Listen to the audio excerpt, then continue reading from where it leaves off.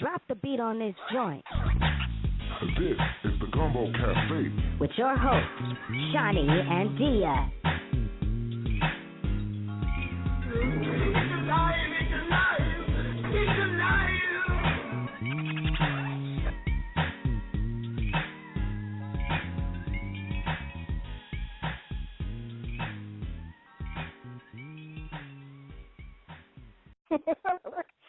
What's up, everybody? Welcome to the Gumbo Cafe. How you doing over there, Diyah?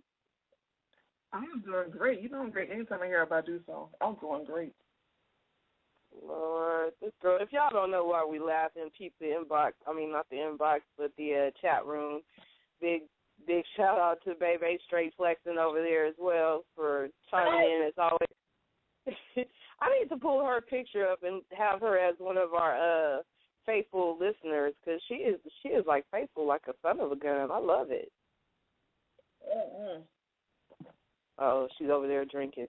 Anyways, welcome to the Gumbo Cafe, everybody. The number is 347-202-0388. What was that, Diyah? I said, yeah, but it's not what you think. It's probably water like me.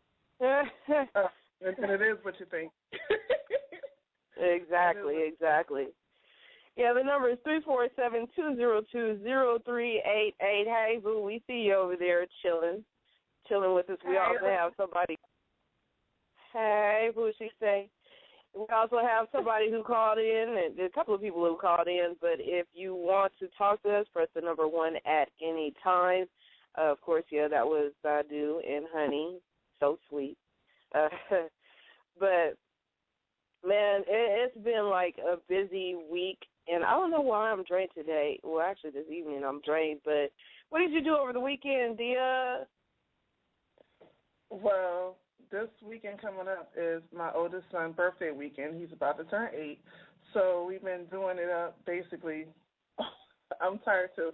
We've been doing up basically everything that he wants to do. He wanted to go to the zoo. We went to the zoo. He wanted to go to the Science Museum. We went to the Science Museum. And before anybody starts thinking about money, it's 5 of us, so we get annual memberships so we can go anytime we want. Because with 5 people, that is the same price as actually going at the door for the day. Just want to point that out there. So it's not like we got to spend a whole bunch of extra money just to please the child. No. But with that, we had a great time. We haven't been back to the Science Museum in a while since it reopened and it expanded.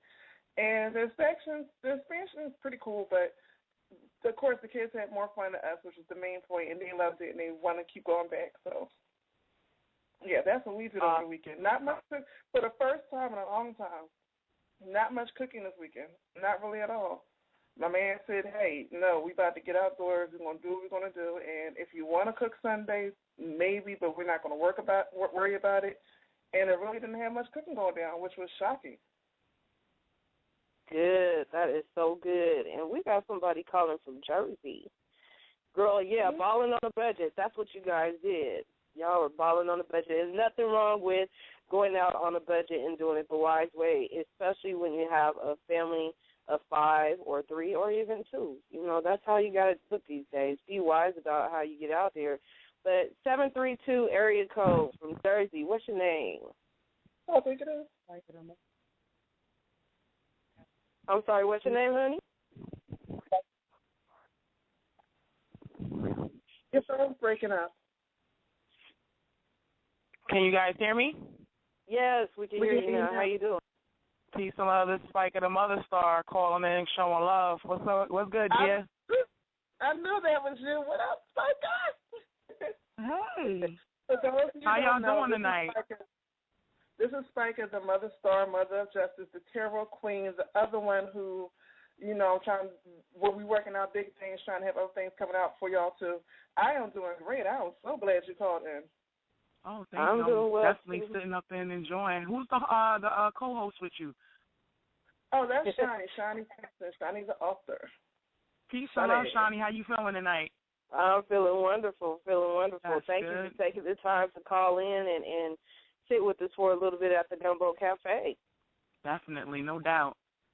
Okay.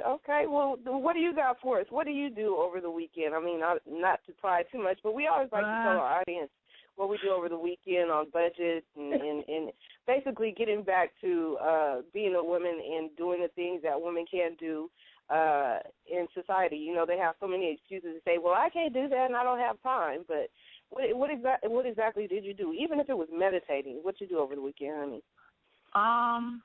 Well, I have something called the Order of the Mother Star, where I have a small group of initiates, and I have a new initiate who is my aunt. She's older than me, but I'm her spiritual mom, and I was teaching her some secrets of the heavens, of the earth, or whatever, and she had a great experience. She had a great experience, so that's what we was doing this weekend. Some rituals. Right. So how can people get in touch with you? I'm on Diyah's Facebook page. My Facebook page is Facebook.com/The Virgo Mary. Or you could check me out on my website at www.thestarspica.vpweb.com, and Spica is spelled S as in Sam, P as in Paul, I, C as in cake, A as in apple. Awesomeness. And she said you do tarot. Will you be on Oreo Ace's channel on YouTube? What we got?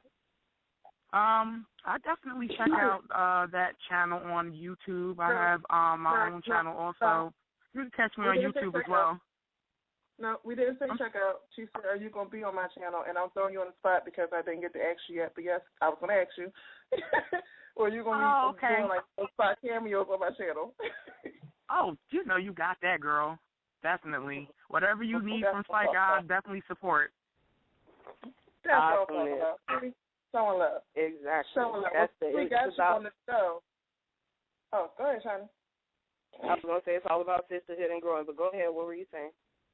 It is. It's all about sisterhood and growing. And since we got you on the show, keep in mind we don't go too deep into spirituality on this show. So is there something in your mind that you want to talk about, that you want to bring up for conversation? Oh, yeah, definitely. Something that we discussed in private about other sisters inside the community that we might look up to who, you know, we might look up to these sisters, and sometimes they might disappoint us, and sometimes we are the younger generation. We might try to, you know, take the initiative to push one of our older sisters in the right direction to keep them on a balanced path as far as, you know, I do my spiritual work, you do your spiritual work, she may do her spiritual work, and feel like someone's stepping on their toes when a new person might come in and do some spiritual work similar, and feeling the word jealousy, which is this is mine, it belongs to me, it's my territory type of thing. You know, just everybody keeping it balanced, and it's like enough room for everybody to go around and do their work. You know, and, you know, basically, you know, sometimes, you know, on that particular day, people was talking about light a whole bunch. This person got light, that person got light, and sometimes light is false light. You know what I'm saying? And we got to make sure we keep our light on some positive tip and, you know, basically be an example of, you know, what we want to see from other people. And that's basically it. I'm not going to beat nobody in the head with nothing. No, it's okay to beat people in the head because that's what we do here. We're trying to get women to realize that, you know, these are the things that we're doing, and we're putting a hindrance just in the spiritual community and outside of the spiritual community and business and all of it. That's the thing. Right. We want women to recognize where we're going wrong and how to build together, and it is okay for people to build and grow together. You might have a special gift. Diyah might have a special gift. I might have a special gift, but we can all still work together, you know. Right. And I'm in agreement with you with the older heads. They have an issue with someone new coming along, and that has to stop. It really does have to stop with, you know, because we could actually build from each other and expand even more so. Right. But, you know, when you see it, and like Diyah said, we don't just talk about spirituality or the occult or anything. Like, we talk about everything. Right. But in business, I've noticed, and you guys probably have noticed it as well, when we come across women who well, I have a business, and, they're driving around in their caddy or their whatever. They're driving around, and you go up to them and ask them, well, how did you get started? Oh, honey, I just got started. That's all they'll tell you. And that's not fair to the next generation. Right. We want to be able to grab the baton and help you expand your legacy as well as building our legacy as well, and that's okay for us to do that. I honestly think that mindset is slowly dying out from the elders who are putting a lock on stuff, on information, and not wanting to share. I think within the past 3 years or so, it's been a shift. It's not too obvious, but it has been a shift where the previous generation is giving insight, and because they see that we're serious about what it is we do, and they have they probably don't have anybody else to give the information to, so they see that passion and drive within it, so they'll open up slowly. But a lot of it is, a lot of the problem is, Diyah says not ego, but a lot of the problem is women do not like letting go of control. And if they have all the information, then they feel they can't control that environment. With spirituality, with business, you can't control that anyway, because that's a will that has continued going forward even before they existed. So, once we tap into why do we have these internal issues with control and whatever, and begin with working on the inside, then we'll be able to expand. It might not be in our time, but it might be even further. And I'm sorry, I got to get some water. Go ahead, Diyah, real quick. No, I was going to say for people who are trying to figure out what the hell is going on, without saying the whole incident, basically what happened was there was somebody that we both, as far as in the reading community who give readings and stuff like that we both had, held in high esteem, and they just did something that was off the wall and basically tried to claim spiritual turf. So we both basically, not in a negative way, just, said stuff like you can't confine spirit, and, this may be spirit's way of telling you to move on to something bigger and better and stuff like that.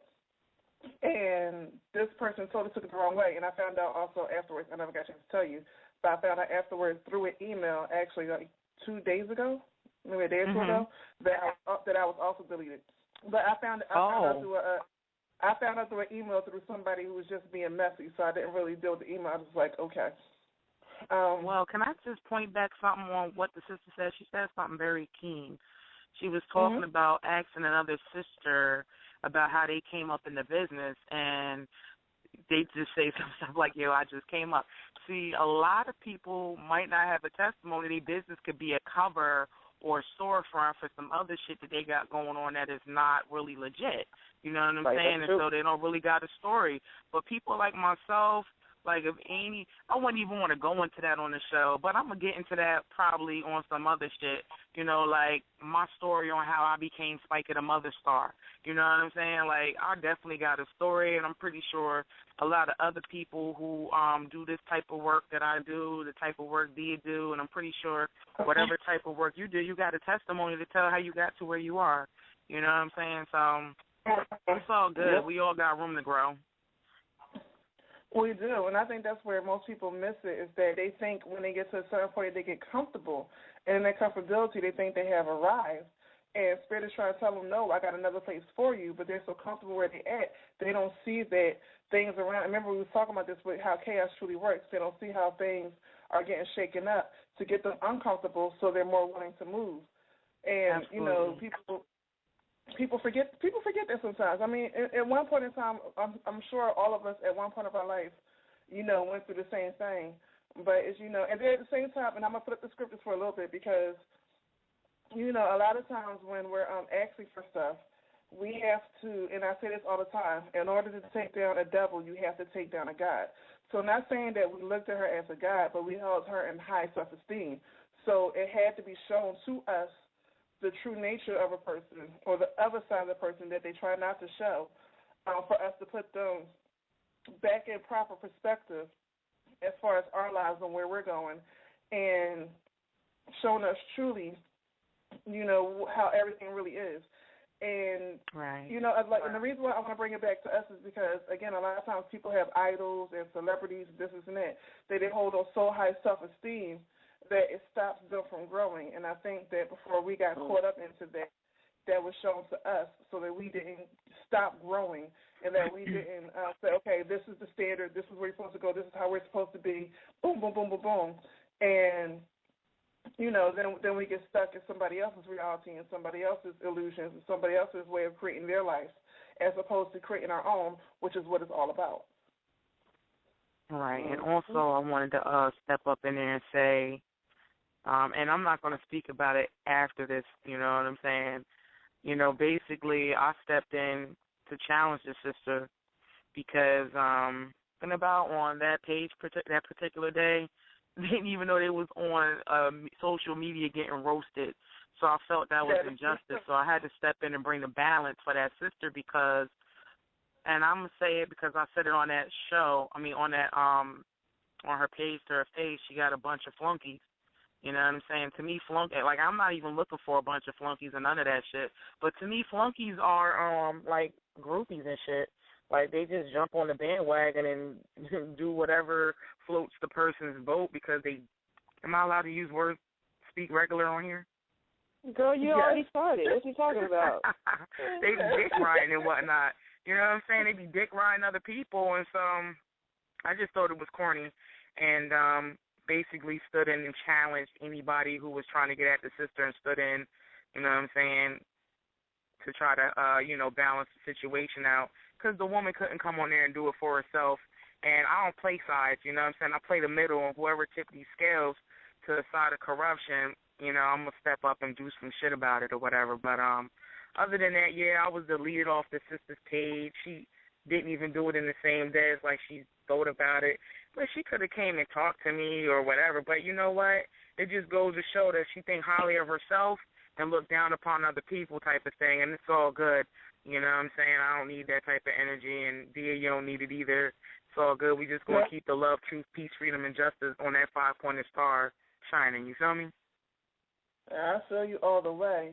But just to bring it back a little bit to how our show goes with being all about women, you know, it just goes to show you that in every area of your life, you have to stay grounded in who you truly are because, you know, even though we want to build a community of just women, there are some women who may be going through something because they're going through something, you know, they reflect negatively outward. So you got to stay true to who your self is because in that moment when they're being negative, they're giving their perspective on life. They're coming from their issues in life. So that doesn't mean you're to fall into it. That doesn't mean you have to kiss them. That doesn't mean you have to kiss their booty. That doesn't mean you have to deal with them and keep it in your life. But what it does mean is that before you sit there and start taking everything and start downing yourself, make sure you understand, which is why I tell people all the time, look at the perspective of the person and where they're coming from before you start judging yourself. Right. And be realistic when you judge yourself. Because if there's more than 5 people saying it, it's pretty much true. So be realistic when you judge yourself. And, you know, if you like it, keep it. But if you don't like it and you don't like to hear about it, then that lets you know that it's something that needs to be worked on. Definitely. And again, you know, I'm sitting here on the outside too. Like I don't know what all is going on, but I'm hearing key points to the conversation that the both of you are having. And what I respect is the fact that Spica, such a Spica here, had jumped in when the person wasn't present. She still jumped in and said, "Hey, this isn't cool." And it's still making that person be accountable for the actions that they're doing, and she's also speaking for the ones who cannot speak at all. If you guys ever pay attention to any of our previous broadcasts, that's the whole point of what we do.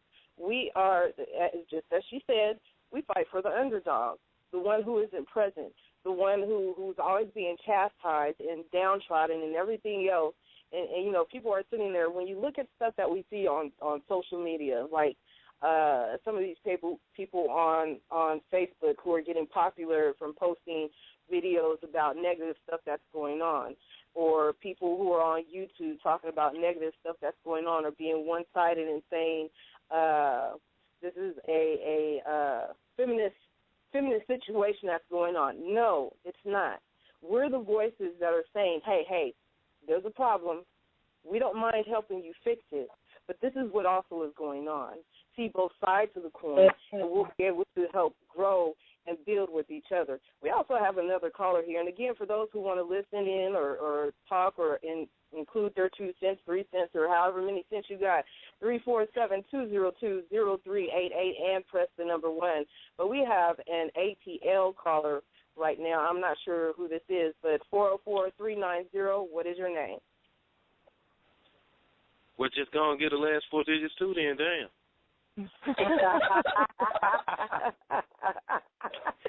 Well, I'll say it's an 8 in there, it's a 2 in there, it's a 6 in there. No, what's up, Dub? What's up, Dub? Man, I'm just sitting here saying I'm glad I ain't want it. You just gave out the phone number.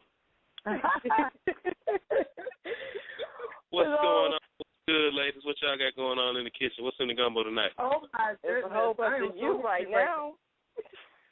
We got W and we got Spiker on the show. I am so happy right now. You have no idea. Right.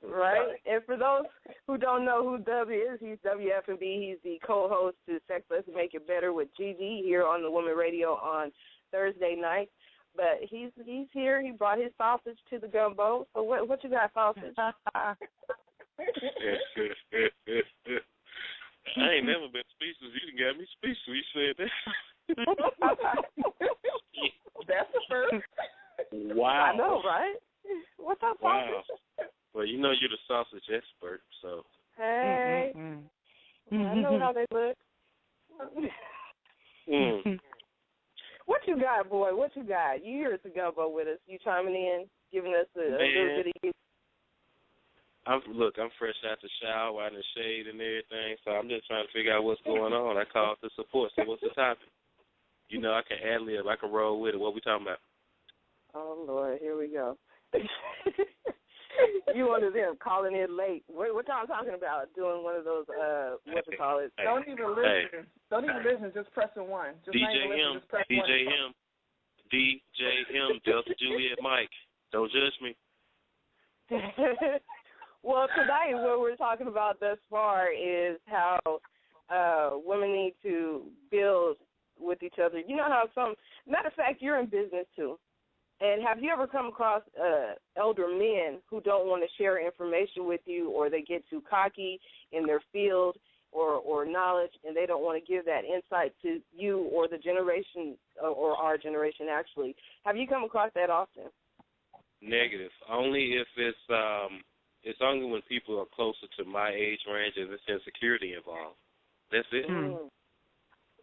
But normally, you know, I've always been around older people, and whether they call you young blood, young whippersnapper, or whatever, there's always some type of good advice to go along with it. You know, young blood, you got to learn who your customers are. You got to have different variety of stuff. You got to know where to go and shop. You know, and even like I had a guy that I met at the service station. I showed him some of my inventory, and I keep my jerseys in a plastic bag.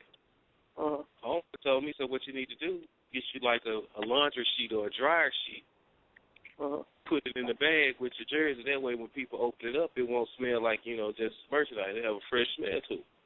I'm like, that's a good thing. Bro didn't even have to tell me that, but he did. So I'm like, I take advice from, you know, anywhere. Some of it I use, some of it I won't. But, you know, as we always say, we ain't going to stick together all the time anyway.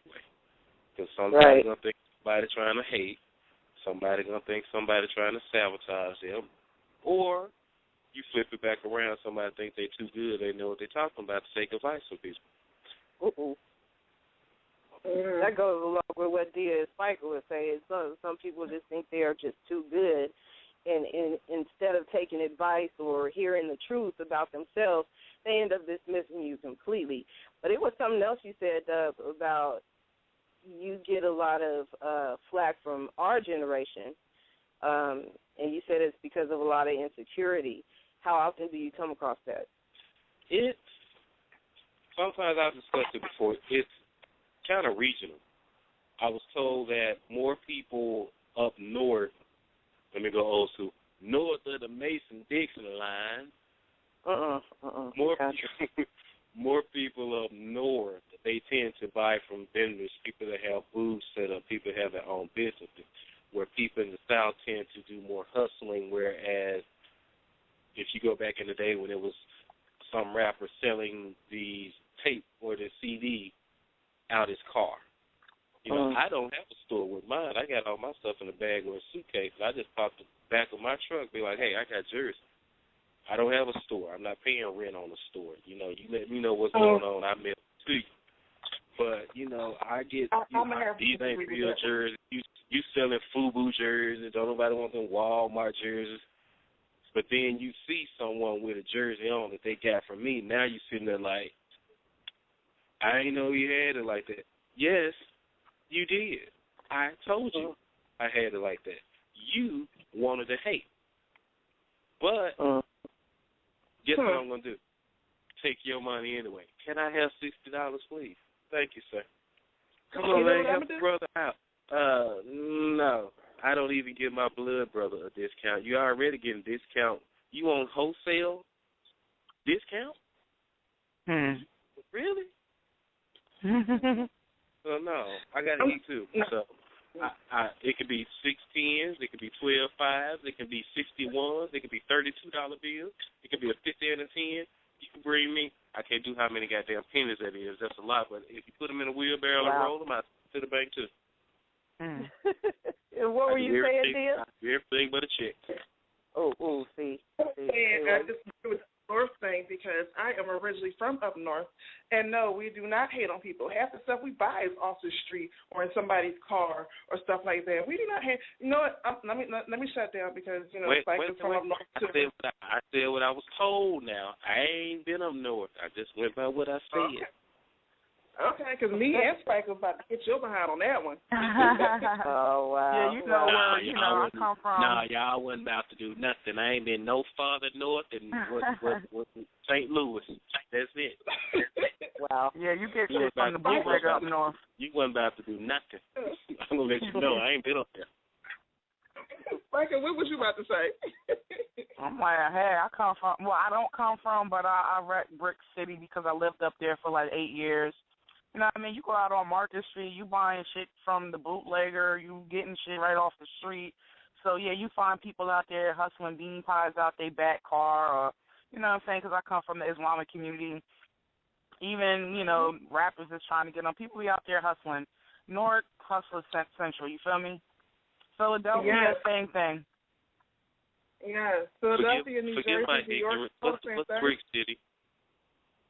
Say that again? What? I said, forgive my ignorance. What is Brick City? Where is North New Jersey. Okay, all right. Yeah. Hey. I didn't assume. Every day, right? I didn't assume. I asked. That's true. I didn't want to assume because my sports mind, Brick City. I'm thinking Indianapolis because of the speedway and the bricks that go across the racetrack. Wow. I asked before I made an ass out of myself. Wow. Now, Spiker, let me ask you this. Have you come across our generation, because I am assuming that you are a part of our generation, but have you come across people who are in our generation who feel a bit insecure and deny you an opportunity to help shine light on what you give in your insights with tarot reading and spirituality? Absolutely. When the brother was saying that, it just basically brought me back to another young brother who I'm going to shout out. Shout out to Dr. Khalik Muhammad at IamTheElixir.com. That's my dog right there. You know what I mean? He's very on point with his skill. And you got people inside the spiritual community who's telling him, well, I ain't fucking with you till you get on my level. And I'm like, well, shit, what level do they think they're on? You know what I'm saying? Because this brother is sharp and on point and down to the T. You get what I'm saying? Like, he is the shit. So I don't know who's out there, you know what I'm saying, acting like they on such a high level. But, you know what I'm saying, it's like my other sister was saying, it's the pride before the humility. I believe in humility, you know what I'm saying? Like, I believe that let God raise you up to the honor, or let God toot your horn, or let God allow the people to bring you up on a level that they think you up on. Don't, when somebody, the brother is just trying to create a whole circle of everyone inside the community that do work to all get money. But certain individuals is like thinking that they are better than his brother, and the fact of the matter is this brother might be way better than you. You just happen to build your name up and got a lot of followers, and his brother ain't get his time to shine yet. You know, everybody get their 15 minutes of fame. You know, it's about what you do in that 15 minutes that make the difference. So, you know, shout out to that brother. And, yes, people in our age bracket that is insecure, you know, they hate on each other. You know, and there's a lot of competition, which sometimes there's nothing wrong with healthy competition, you know, but some of this competition has to do with because this brother do this type of astrology. Y'all not even doing the same type of astrology, but there's some hating going on. So, you know, everybody need to get in where they fit in and do their thing. So, I can tell you guys come across a lot of clicks, too, and it's sad that people are coming across a lot of clicks these days. But do you think that social media is beneficial for what you all do? I mean, even with what you do, Dub, with what you do, Spica, with what you do, Diyah. Since we're talking about social media, can it be beneficial for you, and how often do you guys see somebody who gets a big head because they have over 5,000 followers plus another 900 subscribers, and then you go to their YouTube channel and they have so many people following them there that they forget their position and they forget their purpose? Do any of you guys see that as well as a deterrent, or can it be changed? Or do you see any issues with it at all? I think Diyah made a very good point earlier when she was talking about, you know, how, you know, basically you got an example that you're being looked at as like a celebrity. You know, it's different levels of celebrity, okay? Or I'm going to say you got a little notoriety in the community or, you know, in society or whatever the case may be. And, you know, it's all about keeping a level head. You know, never let your head get so big to think that you're comfortable where you are, or you don't remember where you come from, or that you was just like this other brother trying to come up in the game, and maybe this brother look up to you, or maybe the fact of the matter is this brother way better and skillful at what he does than you do. And you just got people so mesmerized with your eloquent speech, which is a form of magic, you know, that they all dick riding. A lot of dick riders out here. You know? I think the theme song for Facebook should be I Can Make You a Celebrity Overnight. Anyway. Or that was eloquent as fuck. I give you that one. She put that shit together. Did she? She's good. She's a bomb. And then threw a dick rider at the end. I love it. She threw in a dick rider also. She didn't say penis jockey or sausage pumper. Motherfucker, dick ride. Shit. Oh, I feel you on that for real though. And again, for those who have called in and you want to talk, press the number 1. I see Chicago in there. I ain't even gonna say your name. We already know who you are. Can I answer the question first? Try to be brief. Hold on, Boo, and I want to give the number out real quick for those who do want to call in and give their answers to the question as well. I'm gonna get you, Diyah. I got you. 347-202-0388. 347-202-0388, and press the number 1 and Diyah, what you got. The one thing I do want to say is that social media, as well as any other platform outside of you, is what you make it. So can it be beneficial to you? Yes. But it can also be detrimental to you depending on how you use it. Like in the case of me and Spica's situation with a particular situation, you know, it could turn people away. And what I'm saying, and I'm saying this to say that you shouldn't be so fake and high and mighty that no one feels they can connect to you, but you shouldn't be so one-sided that when you show your other side, people feel like you're being phony. People feel like they've been fake the whole time. People feel like you're nothing but a phony. You know what I mean? So it all depends on how you use it as far as social media. Social media can be a great platform.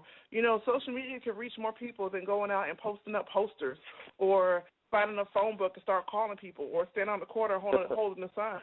Social media is a great tool. It can reach people in other states outside of you, people in other countries outside of you. You know, and when you understand that, you can start seeing the benefits of social media as opposed to saying, oh, this negative, negative, negative. If you're seeing everything negatively, you need to check your mindset, because that means there's something in you that you need to address and heal from, that you can move on to your next purpose. So, beneficial, yes. But it also could be detrimental, all depending on your perspective and how you see it and how you use it. And also, you know, you shouldn't be so untouchable as far as your life. I'm not saying that everybody should say every detail of their life on Facebook. None of us, I believe, that's on this call now does it.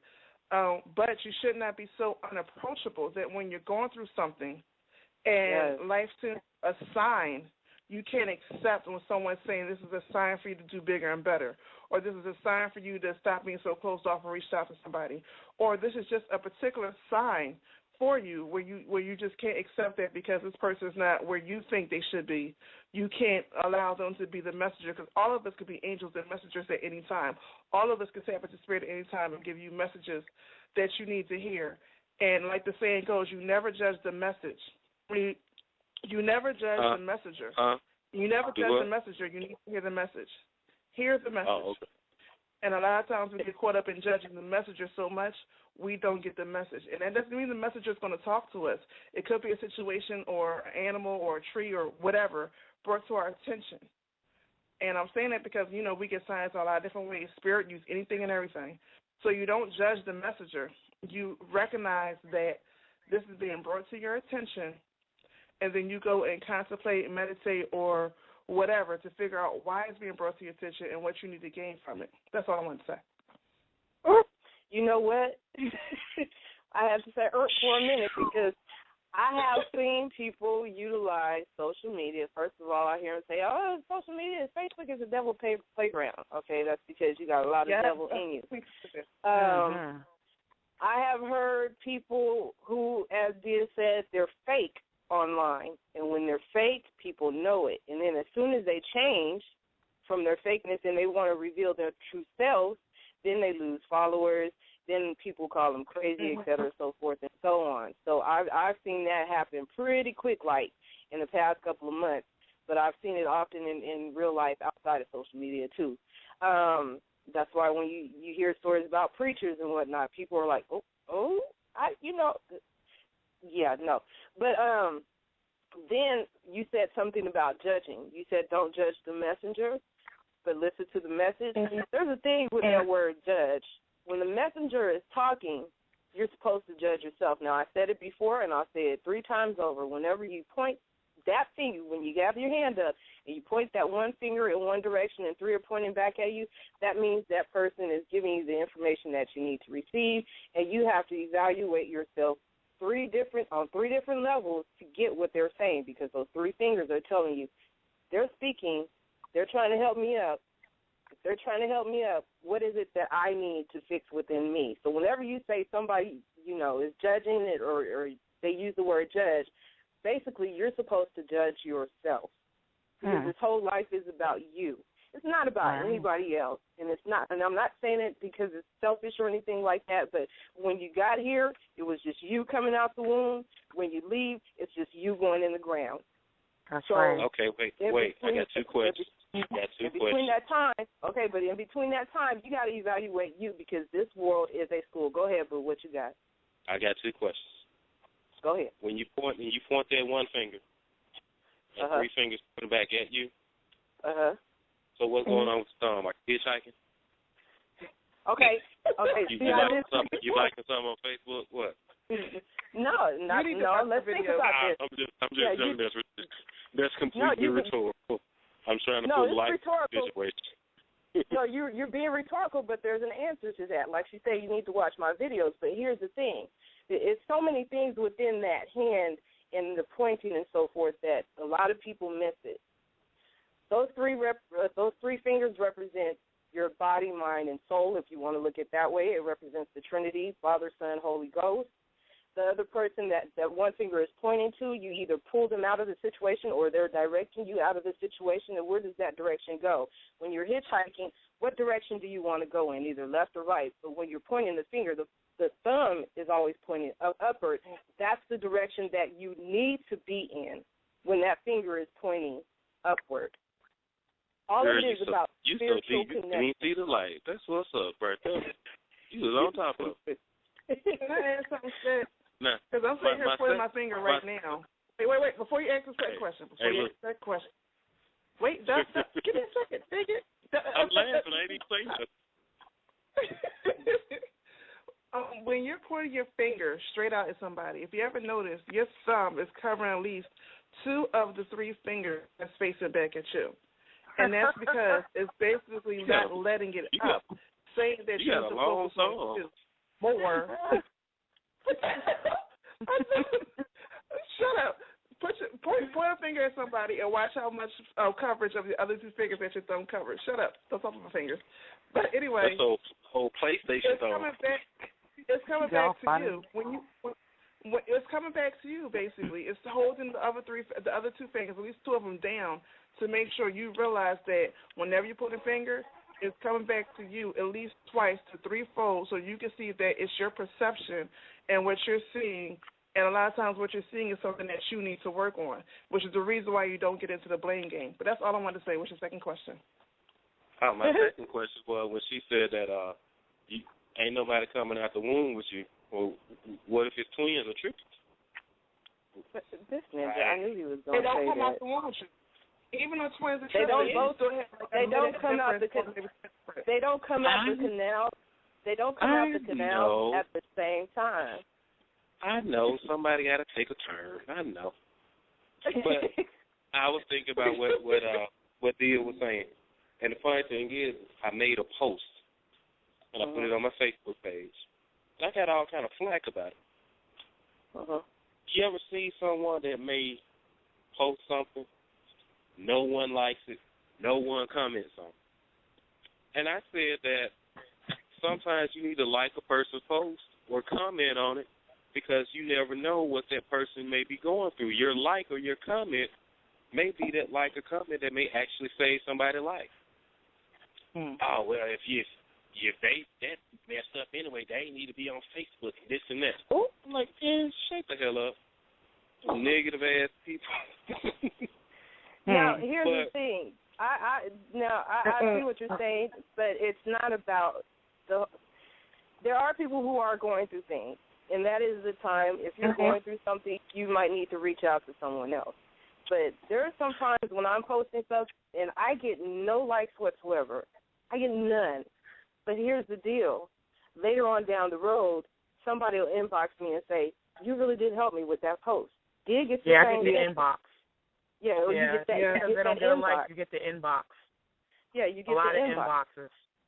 But if you're seeking for somebody to like what you have to say just to prove a point that you ain't got no friends, that's something that really you need to deal with you. And that's just being the honest truth. Can I say something? Go ahead, boo. Yeah. Yeah, my daughter was talking about how you got people on your Facebook page lurking, you know what I'm saying, just to sit back and talk about you. That's why ain't nobody like your damn post. What the hell you posting that up there for? Don't nobody really care. But you really care because you sitting back lurking on the damn page, watching for everything that this person put out. You delete them off your damn page. They go make a fake page and come right back on your shit. It's crazy. That is so true. That's because grown people ain't got anything to do. Yeah. Them the ones that Facebook become a detriment to. Because seriously, now, I'm in a lot of sports groups. Go ahead. Yeah. I'm gonna let you get it. But while you guys are talking about Facebook, no, I am gonna let you get it. But while you guys are talking about Facebook, whoa, time out. You gonna let me get what? Boy, got me over here dancing. Now you gonna let me get what? Watch out that line. Before we go there, Gigi said, make sure you remember your bet. I don't know what the hell that bet is, but Gigi said, make sure you remember the bet. I just want to let you know that. The bet is I have not said the N word in 3 weeks. Oh, and I know I drop it regularly, and I hadn't done it in 3 weeks. And Gigi, I need my money. I take PayPal. You can mail me a money order. All that stuff. You bet $200. You can go back and check the archives. I want my money. I want my money. Nigga, please. Anyway, so I want my money. So not half, not some, but all my cash. And if I don't get it, I'm gonna put my foot in your geeky ass. See. But why are we talking about Facebook and not his cash, his moolah, or whatever, and his need for it? For those who, those lurky-loos and stuff like that who are on Facebook, and I posted it on my page, and I also posted it on the Gumbo Cafe. But Facebook is introducing Save on Facebook. So every day people find all sorts of interesting items on Facebook that they don't have time to explore right away. Now you can save items that you find on Facebook to check out later when you have more time. You can save items like links, places, movies, TV, and music. Only you can see the items you save unless you choose to share them with friends. Here's the thing about this, people. There's some crazy folks. They will save your post because, you already got screenshots. Some folks don't know how to do screenshots. But they will go and save your post for later and use it against you. These could be hidden. These could be people who are hiding in the realms. It could be your baby mama. It could be your baby daddy. It could be stalker.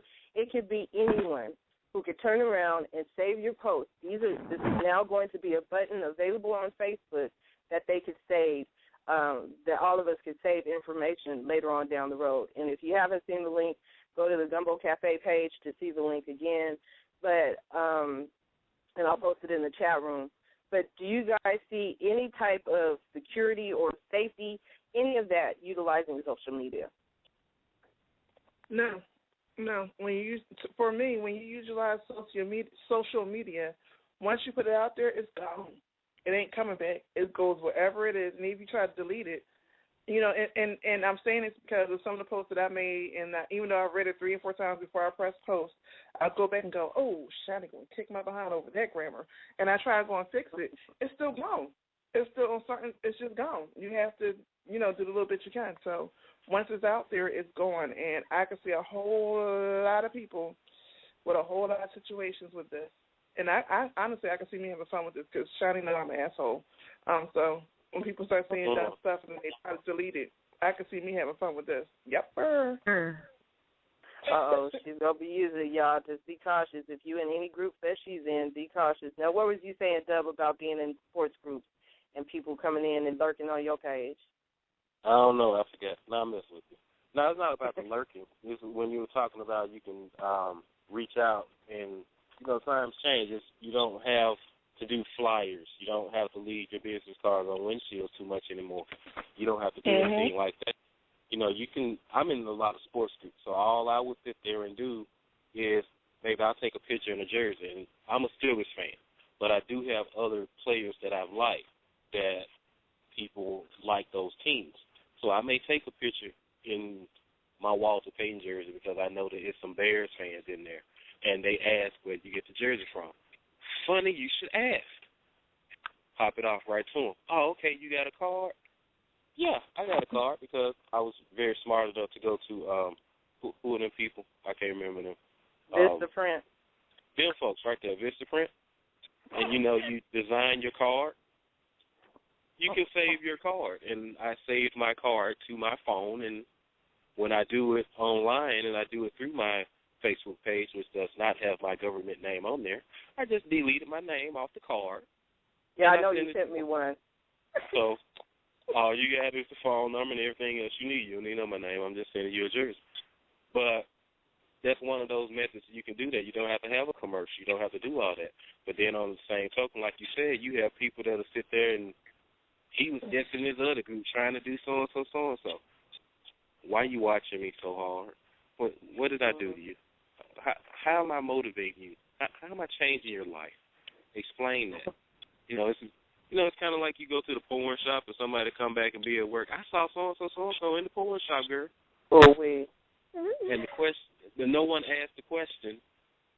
What were you doing there? Why were you in the porn shop? Why were you in the porn shop? What were you back? Oh, see, my car had broke down and my cell phone battery was dead, so I had to go in there and use the store phone, and I thought it was Jackrabbit, and I thought it was like, whatever. So, yeah. Yeah. It can work. It depends on what you do with it. It's all. It'll be what you make it. I'm sorry. It's whatever you make it. That's what it'll be. Right. Whatever you utilize it for, you can get something out of it. Now, if it's not about business or if it's not about building a brand or the product or spirituality or whatever, I don't know. I see too many people wasting their time online.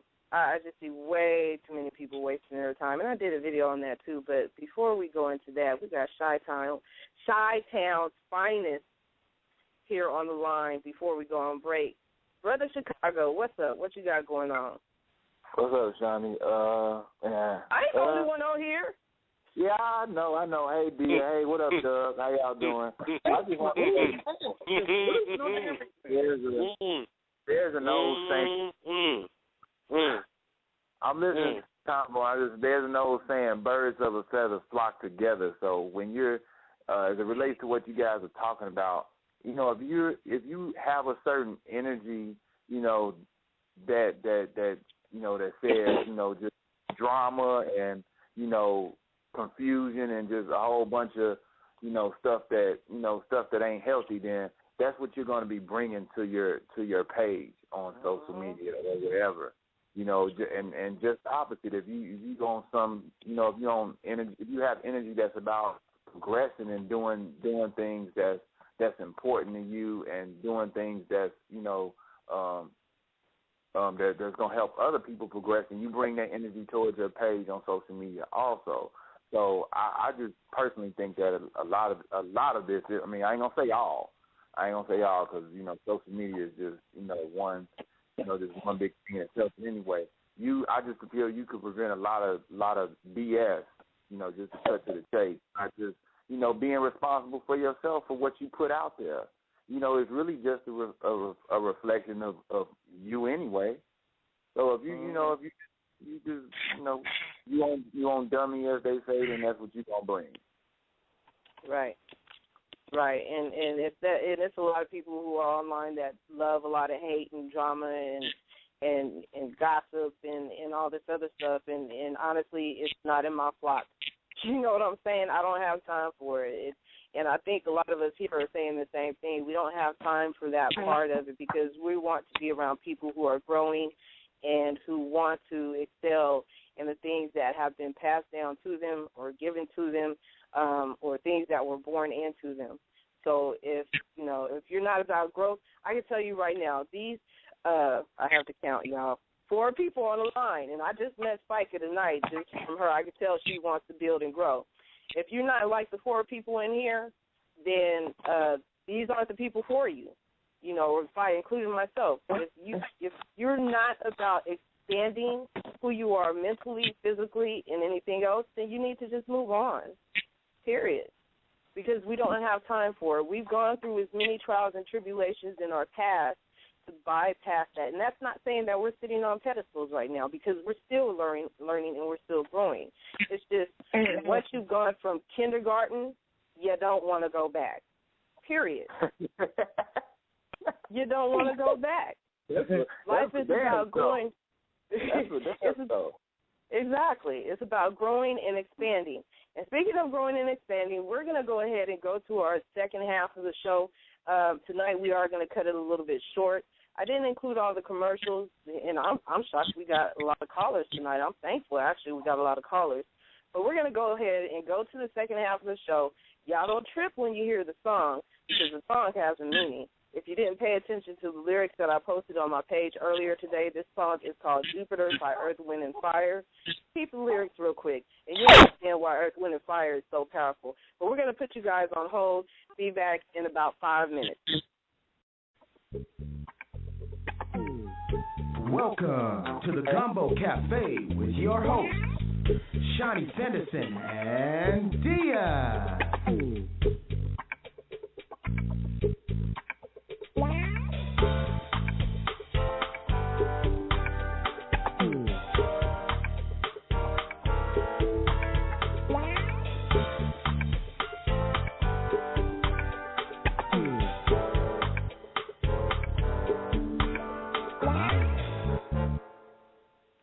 What's up, everybody? Welcome back to the Gumbo Cafe. Of course, with Diyah and myself. We got Mr. Spike on. We got WF&B. We got Michael from the Shy.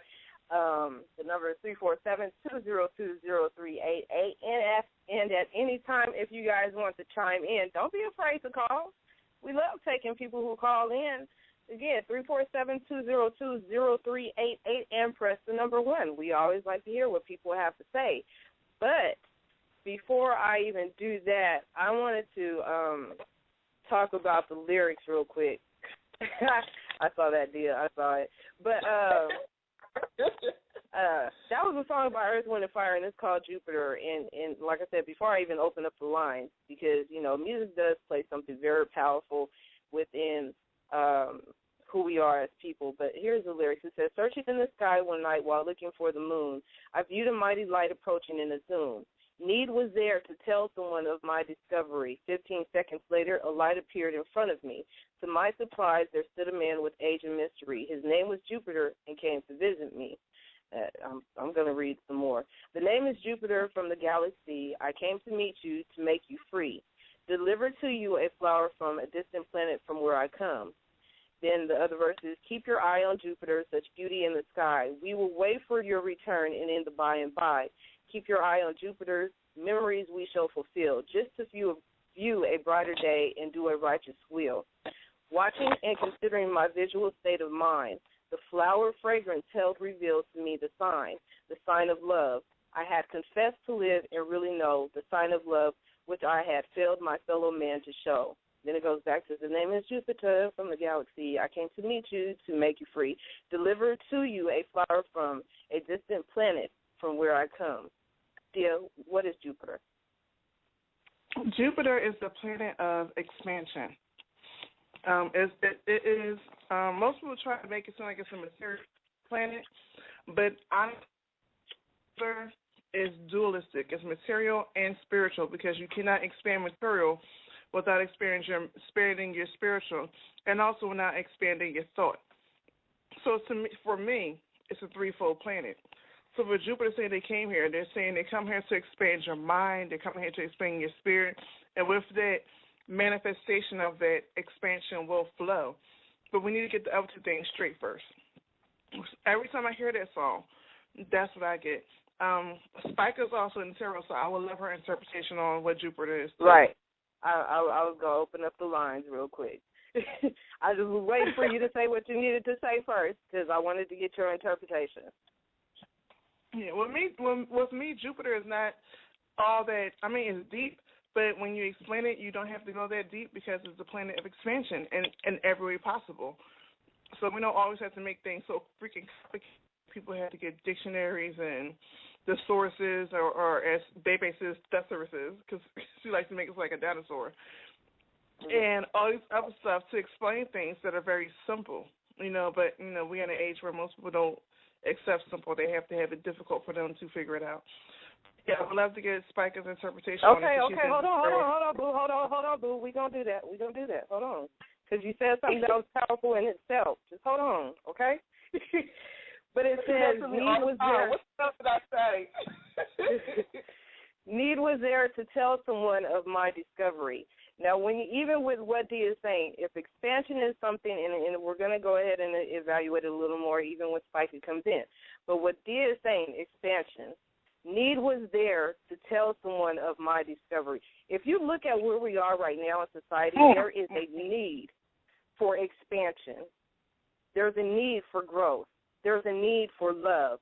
And once you get in that expansion and reach another level of understanding, you will be able to love your brother and your sister. You will be able to, no longer will you fail your fellow man. You'll be able to show your fellow man, your brothers and your sisters, of the things that are to come.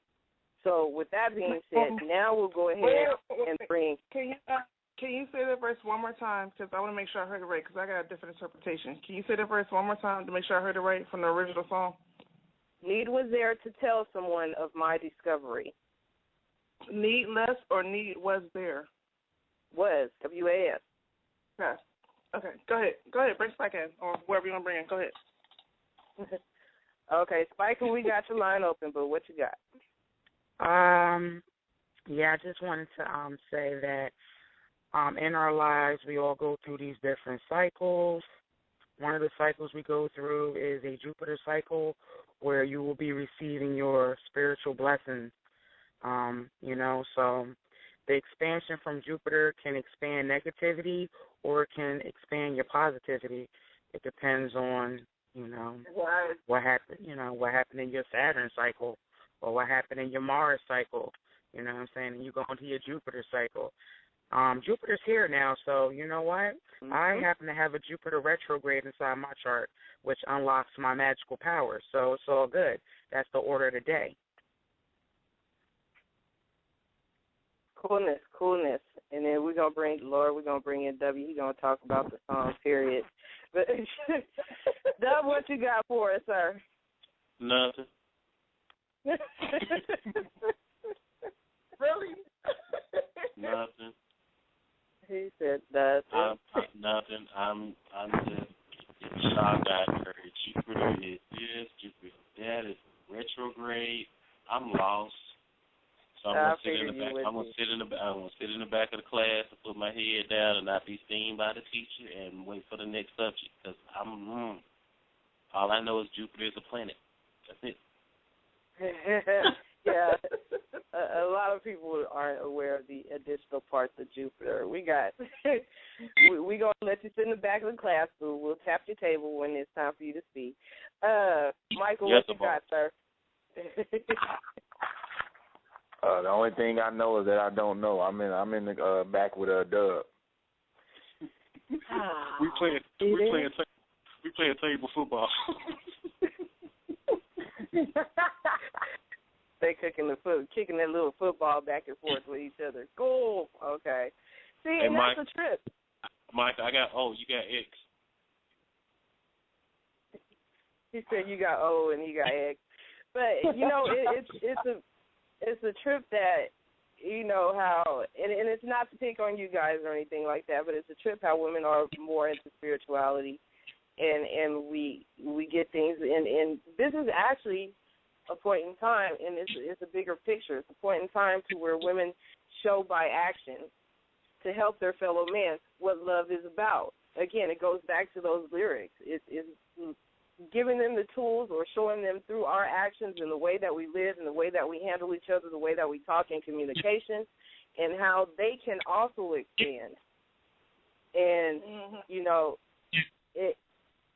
we often, and it's, I hate to get back to these posts that we see on Facebook, but the feminazi stuff and all of that, basically it's an outcry for a lot of these men saying that we're not seeing the true power of feminine.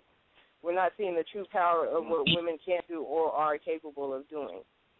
So if they're not seeing it by our actions, then you're going to constantly get the negativity. What do either one of you two ladies have to say about this?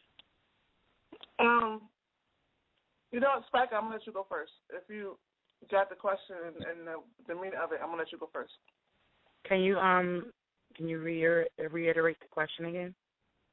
Right. With today's society, with how, you're spiritual. Diyah is also spiritual. I myself am spiritual. And we see a lot of these men that are constantly blaming women for issues. Is because they're not seeing that same spirituality in women. So what would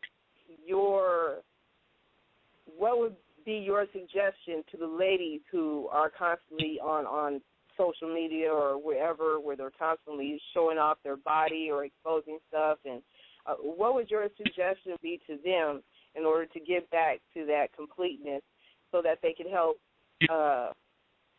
the men in the process too, so everybody will be at ease spiritually? Well, what I have to say is I come from a very strong Islamic background where just recently I started showing my face, and I've been showing the booty twerking and a lot of stuff because for me it's a tribal thing. I think we were born butt-ass naked. I think when we get down to the get down, we butt-ass naked, and sometimes you got to get butt-ass naked to bear it all. So what I would say is, you know, sometimes spiritually you might have to pull somebody in with a big ass in order to get their attention, and then once you get their undivided attention, you can install or download other indoctrinations and things like that to them so that they can try to get up on another program.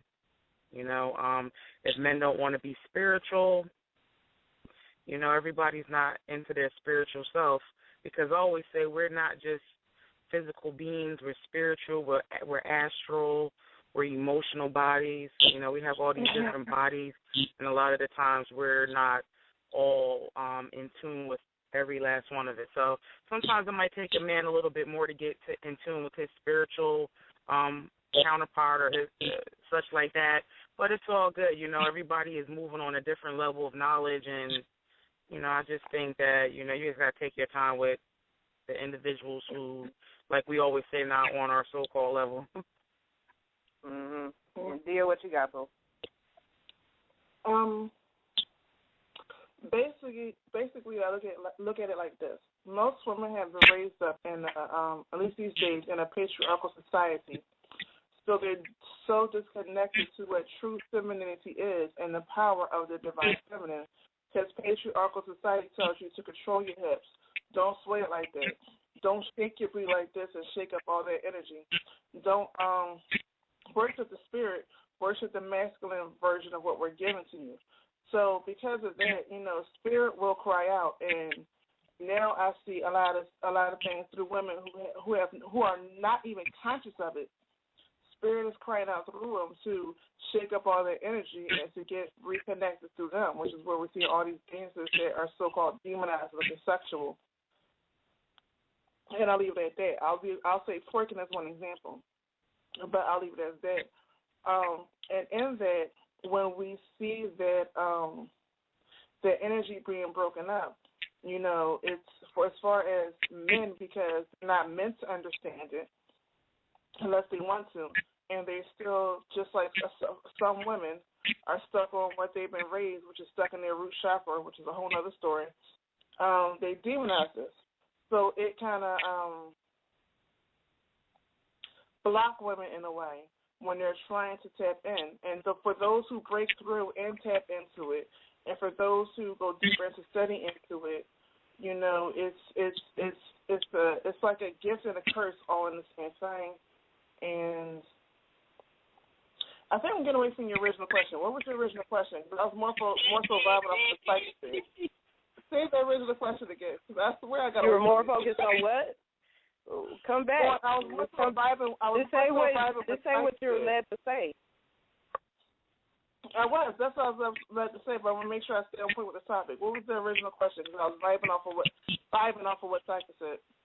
Okay. No, that's cool. If that's it, then that's it, because, you know, we move forward. Since you talked about twerking, and you know, she said women with a big ass and stuff like that, and you know, Dub loves the booty, because he's always posted pictures of the booty. Is there a way that we could use? Hey. How do we get from Jupiter to booty? The expansion of the big booty, honey.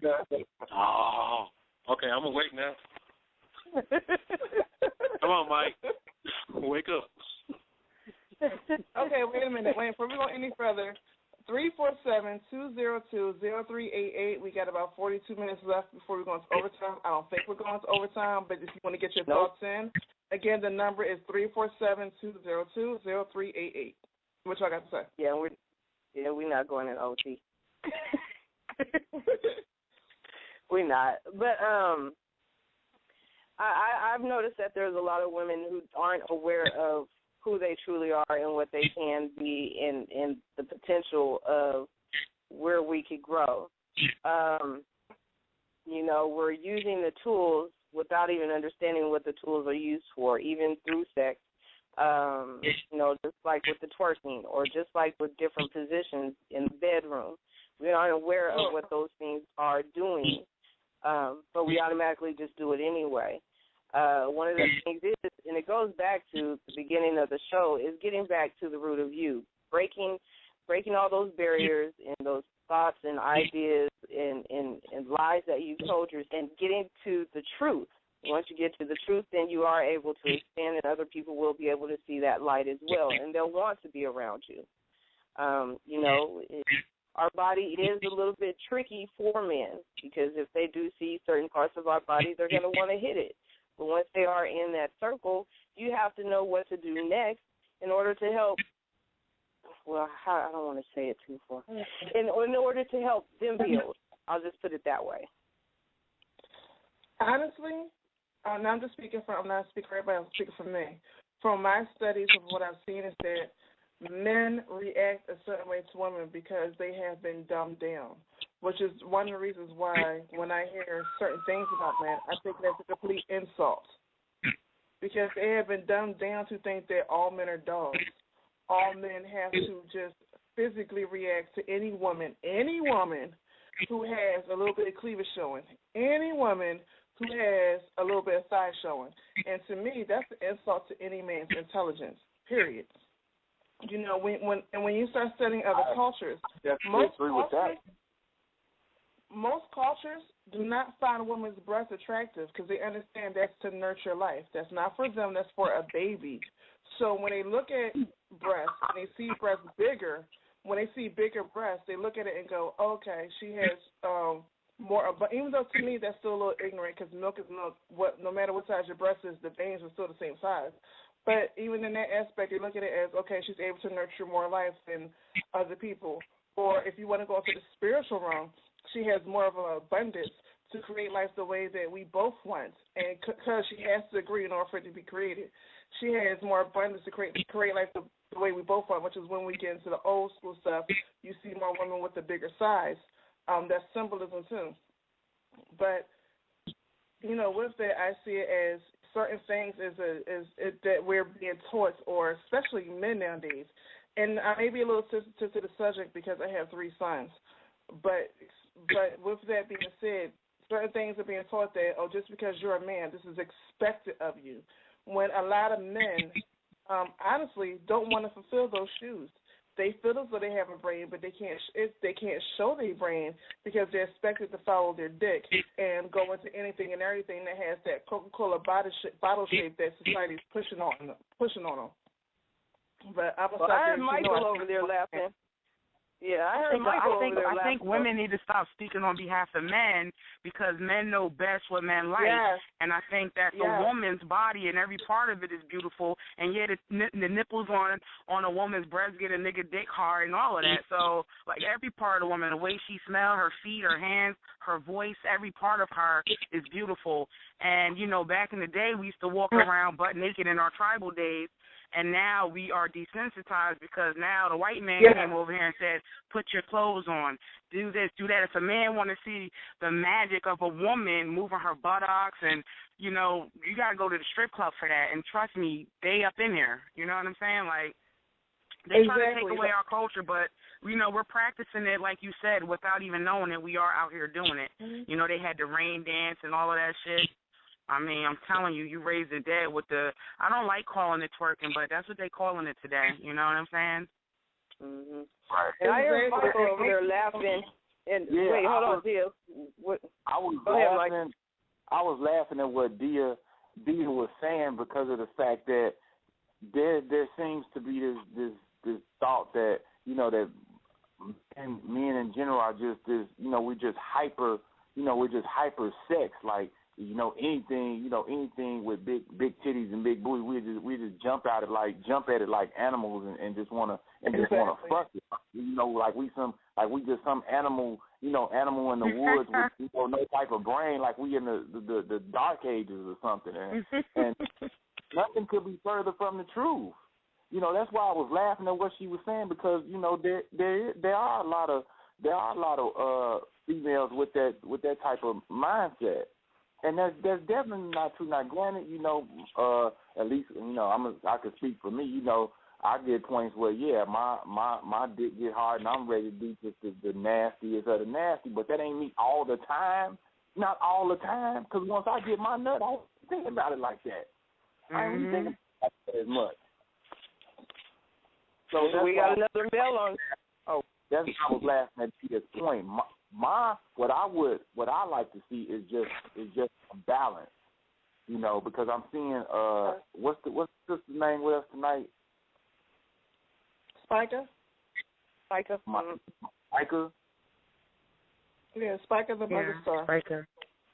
Okay, yeah, I'm seeing Micah's point and I'm seeing Dia's point, and like I said, what I would like is balance, because I'm not just thirsty for it all, thirsty to fuck all the time, and then at the same time I do have a healthy sexuality, and I do express myself.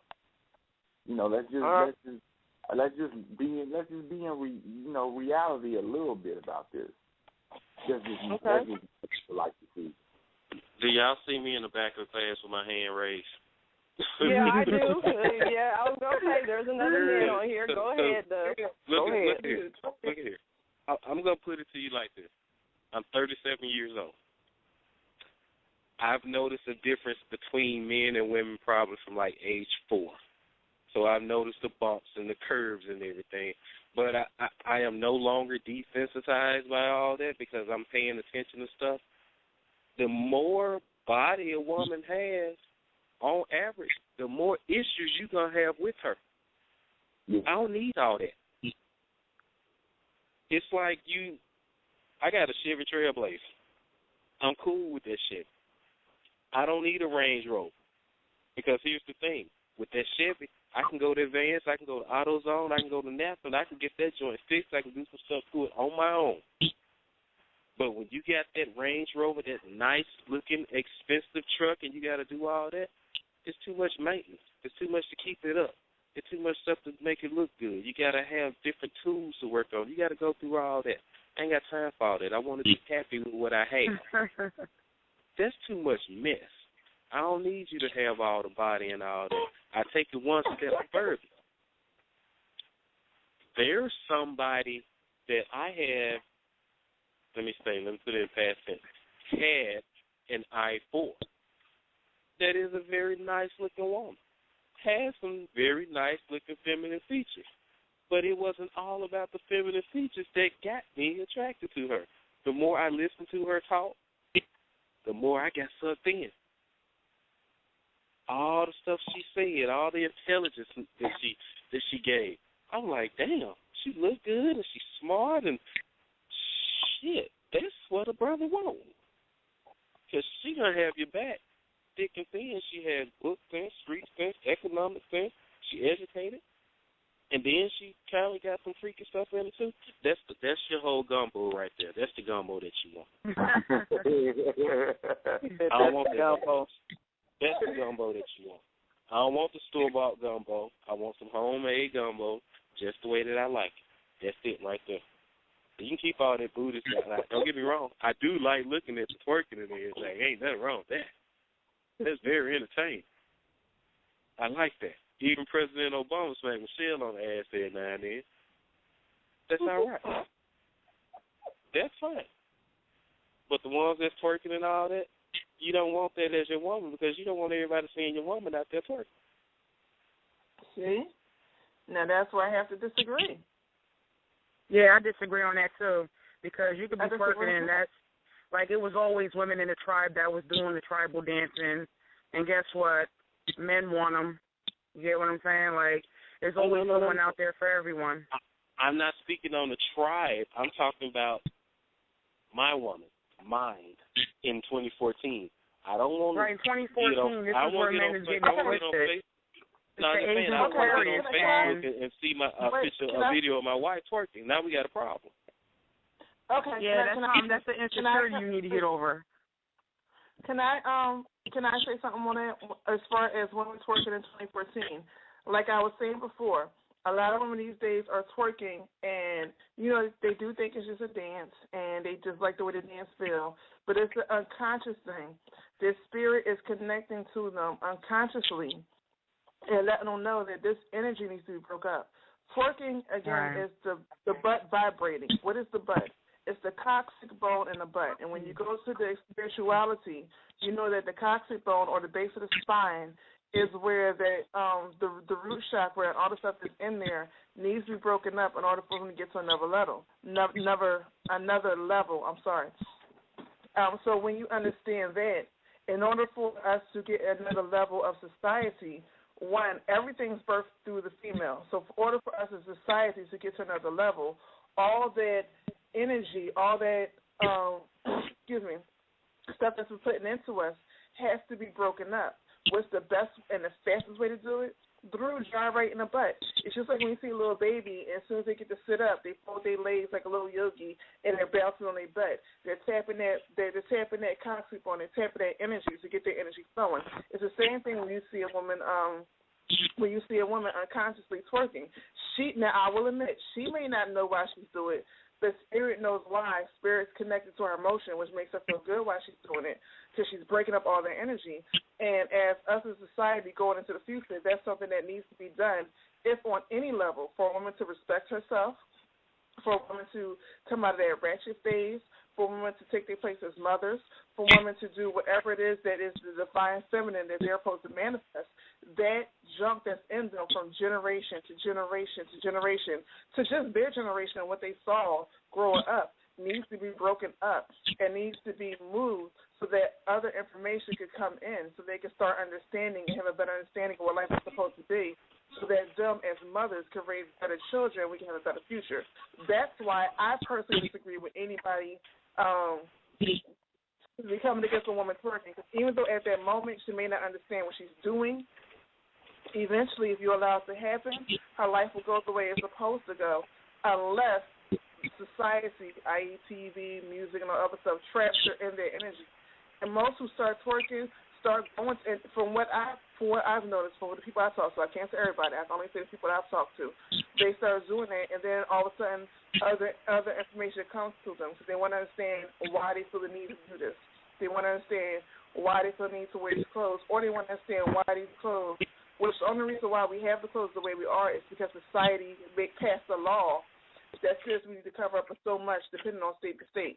That's the only reason why we have these clothes. As far as bras and all the other stuff, I can go deeper to that. Bras were originally made for men, because when they ran, their nipples was rubbing against the shirt, so they made a bra to keep their nipples still, their runner's nipples, where their skin started to crack. A lot of these stuff that we think was feminine in origin was actually male in origin for them, and then somehow, some way, we took it on because we thought that was what high society was supposed to do. We didn't have to run. That wasn't our job. It was the men's job to protect us. So in that, the men who ran a long time and basically came out during the Olympics, and I'm not even going to go deeper to the Olympics, it was made for them. It wasn't made for females, whatever. And most females will tell you, and most doctors will tell you, that a bra actually goes against the female body in the way it's naturally made and how we're supposed to balance ourselves. But again, that's a whole nother issue. But getting back to the point as far as twerking, the reason why that I'm not against this is because I understand where it comes from. I understand the spiritual cry that's going through the body emotionally when a woman does it unconsciously, and I understand the purpose for it. That's what I wanted to say. And what I just wanted to camelback off of some of the stuff that you were saying. I definitely been somebody's wife, and my husband didn't even know I was in the room making twerk videos. This is before it was called twerking. It's just something that then when you start knowing who you are spiritually, then you start understanding that this is one of your magical powers, that you can, conjure up certain things, raising the dead with you doing certain dance moves and stuff like that. I twerk at night and be fully covered when I leave my house. So you know what? A woman can be twerking, don't have nothing to do with her. She's probably not even trying to, pull men or whatever, because it's women who sit and watch and like women twerking as well. You know what I'm saying? So it ain't just about you twerking and you trying to get some man's attention. However, you can get people's attention in order to pull them in to put them up on some other levels of knowledge or whatever the case may be. But, you know, to each his own, it's all good. You know what I'm saying?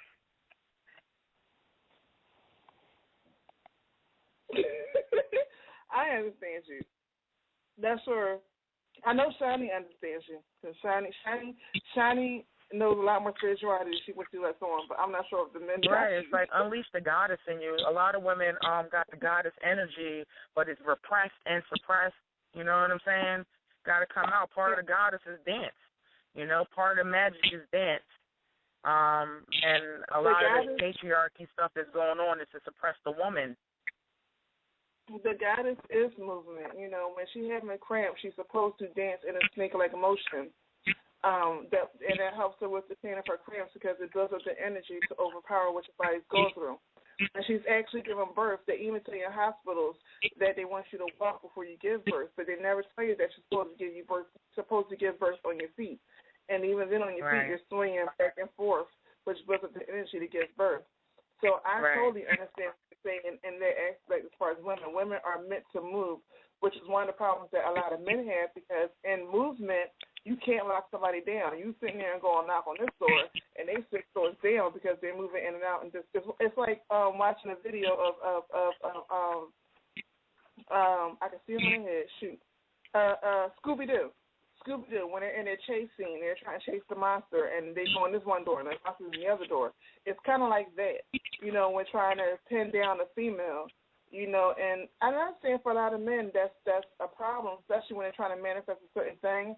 And she's like, well, hey, we can manifest this thing, but also we can do this, this, and this, along with this. And then the man only goes, no, I ain't there yet. I just want to manifest this. I can understand the man's point of view on that. But in the same time, I was just saying, you know, y'all talking over people's heads. I hear Doug is quiet over there. And I hear Michael is quiet over there because they got lost. And that was my whole point of saying you ladies just took me. I went on 8 different interstates since I've been on the phone. I've been through commercialism and helping people out with their business, to Jupiter, to Earth, Wind, and Fire, to twerking, Scooby-Doo, to thumbs and fingers. I mean, this is like a Montessori school on Blog Talk Radio. Y'all talk. You know how you learn? They say you learn something and something else get pushed out. Y'all have crammed so much shit in tonight that so much shit came out. I might not even drive to my job tomorrow. I might just be sitting up at somebody else's job trying to clock in and be like, why this shit don't work? Y'all have just missed me completely. I swear I hope I'm good by Thursday because y'all gonna have me screwed up. If I had to do a show tomorrow, I'd be like, oh my God, you're so funny. I'd be like this AM radio. We playing all the 70 hits. Wow. So yeah, that's what I was saying. Right now, I mean, y'all are feeling, and I get what you guys are saying, but I'm also sitting back and I'm listening from the perspective of the listeners who aren't aware. Yeah. And I know right now they are lost, and it's like, what the heck are they talking about? But I mean, I get it. That for those who normally listen to the show, this is like something totally new for them, and we don't give them so much meat within the show. What we do is try to break it up in sections, and that's how they grasp it. But y'all went on a whole another level, and you lost them guys. I'm serious. Now, partially, I get what was said. Partially, I understand it. What has ended up happening is, now I get the dancing and the expression. When we started talking about the coccyx and the moving, that's when I started nodding. I ain't know what was going on with that one. But with the way that the world is and what you're taught, you probably remember back in the day where a man and a woman were never seen on TV laying in the bed together. And I think somebody I think it was Gigi that might have said it. The first time a man and a woman even sat on the bed was Fred and Wilma Flintstone. Was it? I thought it was the Brady Bunch. Okay, go ahead. No, it wasn't the Brady. Ooh, no, you're young. The thing is, everything everything is so sexual. A beer commercial is sexual. Everything is so sexual. So the dancing has even turned sexual. So it throws everything off. That's why I'm sitting up here saying I wouldn't want my woman to do a twerk video and have it on Facebook. I wouldn't want my daughter to do that, because everything that's going to come behind it, there's not going to be 1 out of 10 people that'll sit there and rattle off that description of what she's doing as far as her expression and her coccyx and what was going on back in Africa and rain dancing and all that. Okay. All they're going to see is ass, and they're going to think she's easy. And my thing is, I understand part of what you're saying about the expression, but everyone's not going to get that, and it's going to cause a lot of problems. So why not just avoid that, basically due to the ignorance of society? Well, it's the age of Aquarius. It's just time to break all that up. Yeah, it's time to break all that, like Spike was saying. That's it's where the age of Aquarius. That means Uranus and Saturn coming through. Like, nah, it's time to break all that whole mentality. The old mentality has got to go. Right, and see, that's what I was saying. Oh, go ahead. That's where Shani was saying that the men are losing us as far as information that we're giving, because they're looking at it as from a protection angle. And a lot of times when you look at it from a protection angle from the point where you want to protect your daughter so much, you kind of close off your idea of protection. And their best bet of protection is to restrict their daughter or the female around them from doing that, when, if you look at the bigger picture, it's not just about their daughter. It's not just about, their woman. It's about all women in general. And the best protection for all women in general who are subconsciously doing these things is to teach men where these things are truly coming from. Now, I'm not a feminist in the way that society make it is today. I want to make that clear. And when we go into this information, it's that, okay, and this is I have seen on, let's just say, take Facebook.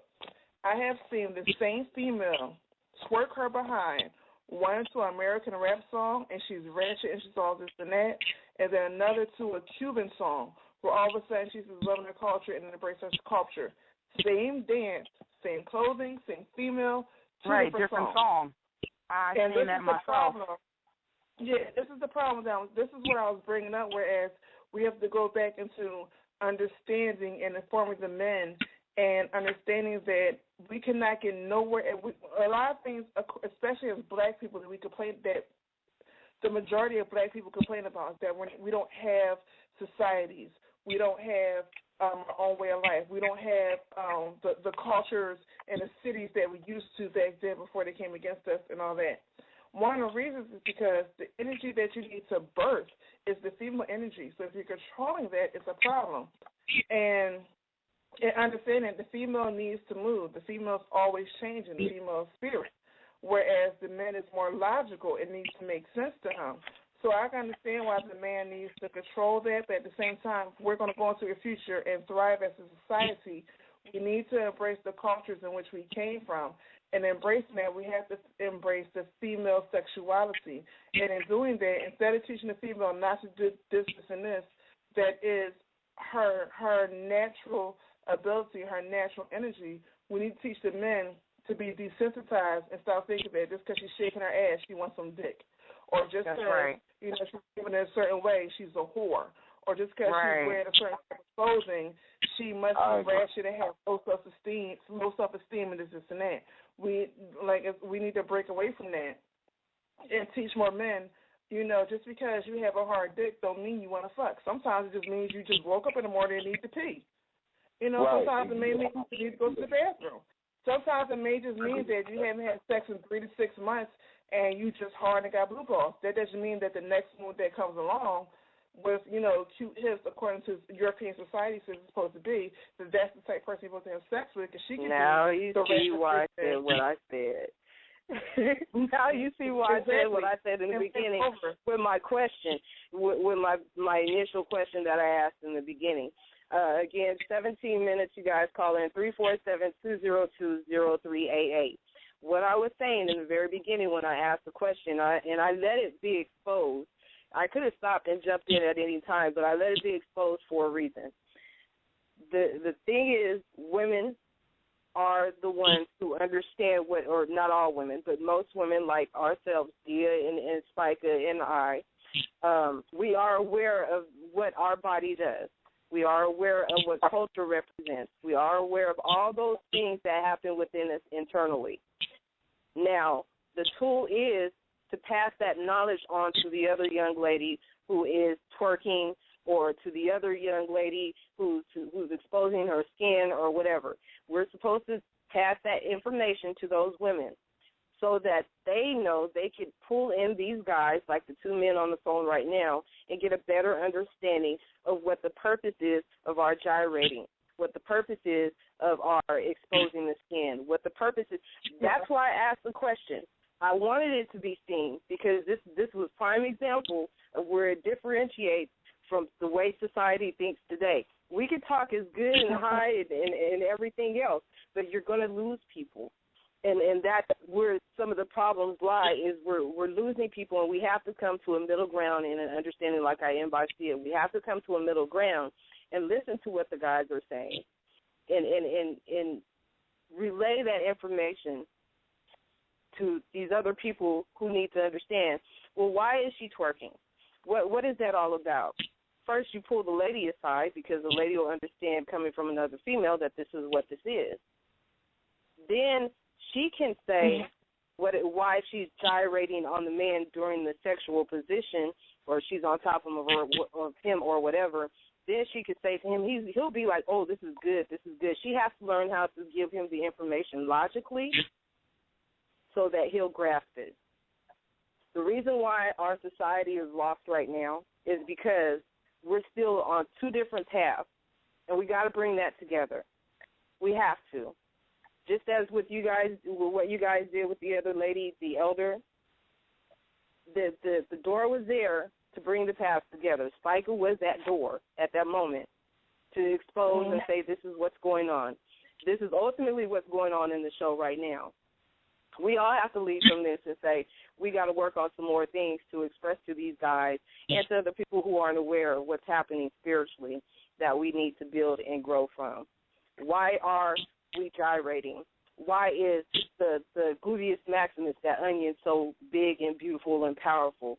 Why are, like you said, why are little kids bouncing up and down on the ground when they're little babies? Because they're opening up something so that they can receive. And once we understand that we are receivers and givers, then we can express that to men and say that you are also receivers and givers, not just sexually. And that was ultimately the point that I was making, because we, go ahead. Even though you was making a point sexually about women, excuse me, about men and women being receivers and givers, and just because I got a flash in my head, a lot of people have the misunderstanding that men are just givers and not receivers, and that most people are messed up through pornography because they just see the man being a jackhammer, like the rabbit, just drilling in the vagina, going back and forth. And a lot of people don't understand that they're so far gone for the truth, where an actual man has just as much rhythm in his hips as a female, because he has to match her rhythm. So he's just the same amount of rhythm as a female. And I think that messes up a lot of people, male and female, where they think they're just supposed to just drive like a hammer back and forth, when spirituality is circular and they're supposed to go in a circular motion. I didn't want to go too deep, but I just want to make that point because that came to my head when you said that. And but it's all about the point real quick too. Go ahead. The point I'm trying to make is everything in this world is created off the sexual energy. Everything is sexual. Yes. You plug something into the wall, it's a dick in the vagina. You know what I'm saying? Everything is, you look at supernova bursts, you got the circular motion and you got the beam that shoots through it. Everything is about the phallus and the vagina energy creating, you know what I'm saying? It don't have to be on some negative tip or low vibratory frequency. It's time to raise the frequency and use this sexual energy to create more balance into this world that we live in, because it's filled with corruption. You know what I'm saying? So that's what I'm about. Okay. I'm about bringing the balance here, and I'm willing to go to whatever level I got to go to bring the balance. Mm-hmm. Now, I'm with you, Spiker, on bringing the balance. But here's the issue when it comes to bringing the balance. As far as females, we are sexual beings. We're supposed to have movement. We're supposed to represent vibration as far as swaying our hips. But as far as males, they have been taught that this woman who's swaying her hips, who's bringing that sexual energy, who's embracing herself as a sexual being is wrong. She needs to be dominated. She needs to be taught. She needs to be controlled. So, and that's not the one that you want to, even though it is the one you're supposed to marry, that's not the one that you want to marry. You want to marry the one who's the lady, which we went this on the other show, the difference between a lady and a woman, but who's the lady who has a certain look, who has a certain feel, who has a certain ideology about, what she's supposed to wear, what she's supposed to say, and how she's supposed to act. So as far as that, my question to you, and the reason I'm asking you is also in part because I still don't understand how to bridge the two without saying fuck one and embrace the other, because that's just my energy. So I'm asking you, maybe you can help me out on how to bridge the two together. But as far as men, when they see the two different types, the lady and the quote-unquote whore, how do they decide, or how do they blend the two, and how do they understand that the two are one and that in both of them is what they can get? Or how do we as women embrace what society is saying we're supposed to be and what we truly are? How do we do that to make it the best possible life we can have? And I'm saying this because the majority of my life I've embraced the whore. To be totally honest, majority of my life I've embraced the whore. I've always said fuck the lady, fuck the lady. I embraced the whore, and that's who I was. But when it comes to certain functions, certain events, they don't want to see the whore, they want to see the lady. So how do we embrace that and make it work for us, both men as women, from your opinion? How do we do that? I think people need to be themselves. A lot of the times people are putting on a front. They're not being themselves. Because the fact of the matter is a lot of men are cheating on their damn wife with a so-called whores because, their wife, the submissive woman is needed. You know what I'm saying? We need a submissive woman. We need a bold woman. That's why a man can have more than one wife, because why? There's variety out here. Fact of the matter is, all mothers get dick, and that's how we have babies. You know what I'm saying? We get it from the back. We get it from the side. We perform fellatio. We get cunnilingus performed on us. You know what I'm saying? I think the way the person can bridge the gap is by them being themselves. If you are a certain type of woman, there's a certain type of man out there for you, and if there's a certain type of man out there, there's a woman out there for you, and that's just what I feel. Like, you just got to be yourself. If you're yourself, you'll attract to you the proper mate for you to be more compatible with, so that you can live in longevity with your counterpart. Now, my question is, because you spoke of the submissive woman, in your perspective, what is the submissive? Because me and Shani has our perspective, and I just want to know from your perspective, and the reason why I'm really asking is because you have an Islamic background, where me and Shani have a Christian background. So even though we're all at a different stage in our lives now, from your perspective, what is a submissive woman? A submissive woman to me is a man and a woman contract with each other for marriage. And inside the household, the woman, she runs the house, but outside the house, when she leaves outside the house, she treats her man like a king in the house. But when she get outside the house, she doesn't do anything to dishonor her man. You know what I'm saying? She acts a certain type of way to give her husband a certain shine, because that's what's deserving of him. And inside the house, you know what I'm saying, she get her shine.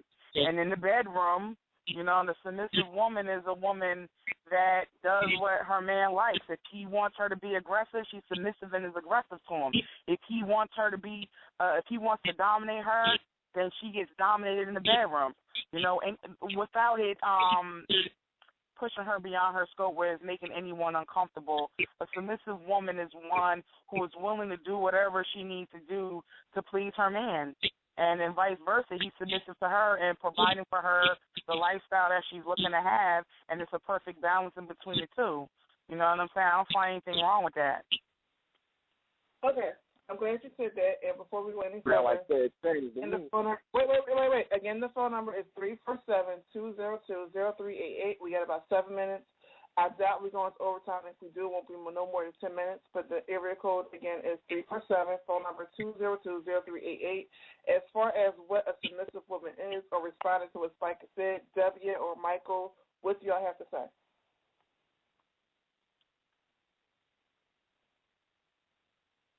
Hello? I don't know if they heard you. Mike or Doug, what is your definition of a submissive woman? I don't. When that word come up, I don't even like to go in all that. I mean, I see myself. I consider myself an egalitarian, so I really don't like to, bring up that word submissive. I mean, I like how Micah broke it down. I mean, because the way she explained it, it's more like a fair exchange thing. It's I don't really like to use the word submissive though, because I'm just so, like I said, I'm so egalitarian. I just think, that there's a I believe in a sense of equality, and we communicate each other's value systems.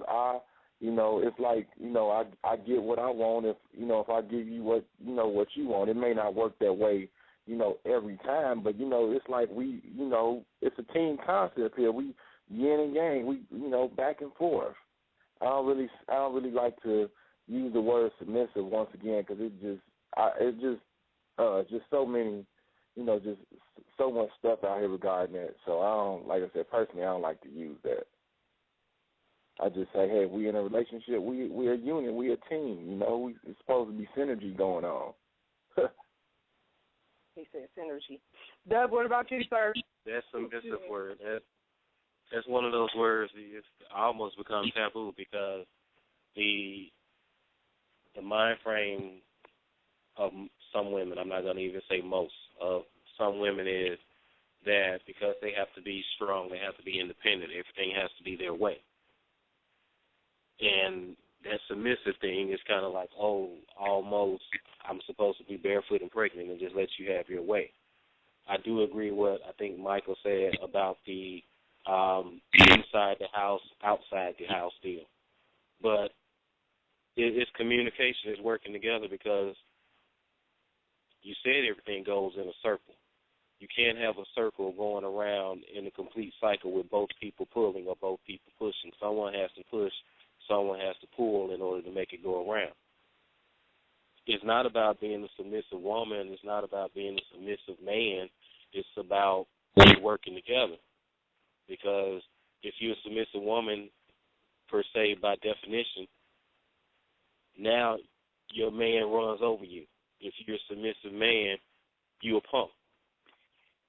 So the way that society has added these connotations and denotations to the word submissive, it just really doesn't even exist anymore, because, it's the way that everyone doesn't want to be viewed in society by friends, by Facebook, Twitter, by family, or whatever. So you don't know what submissive is anymore.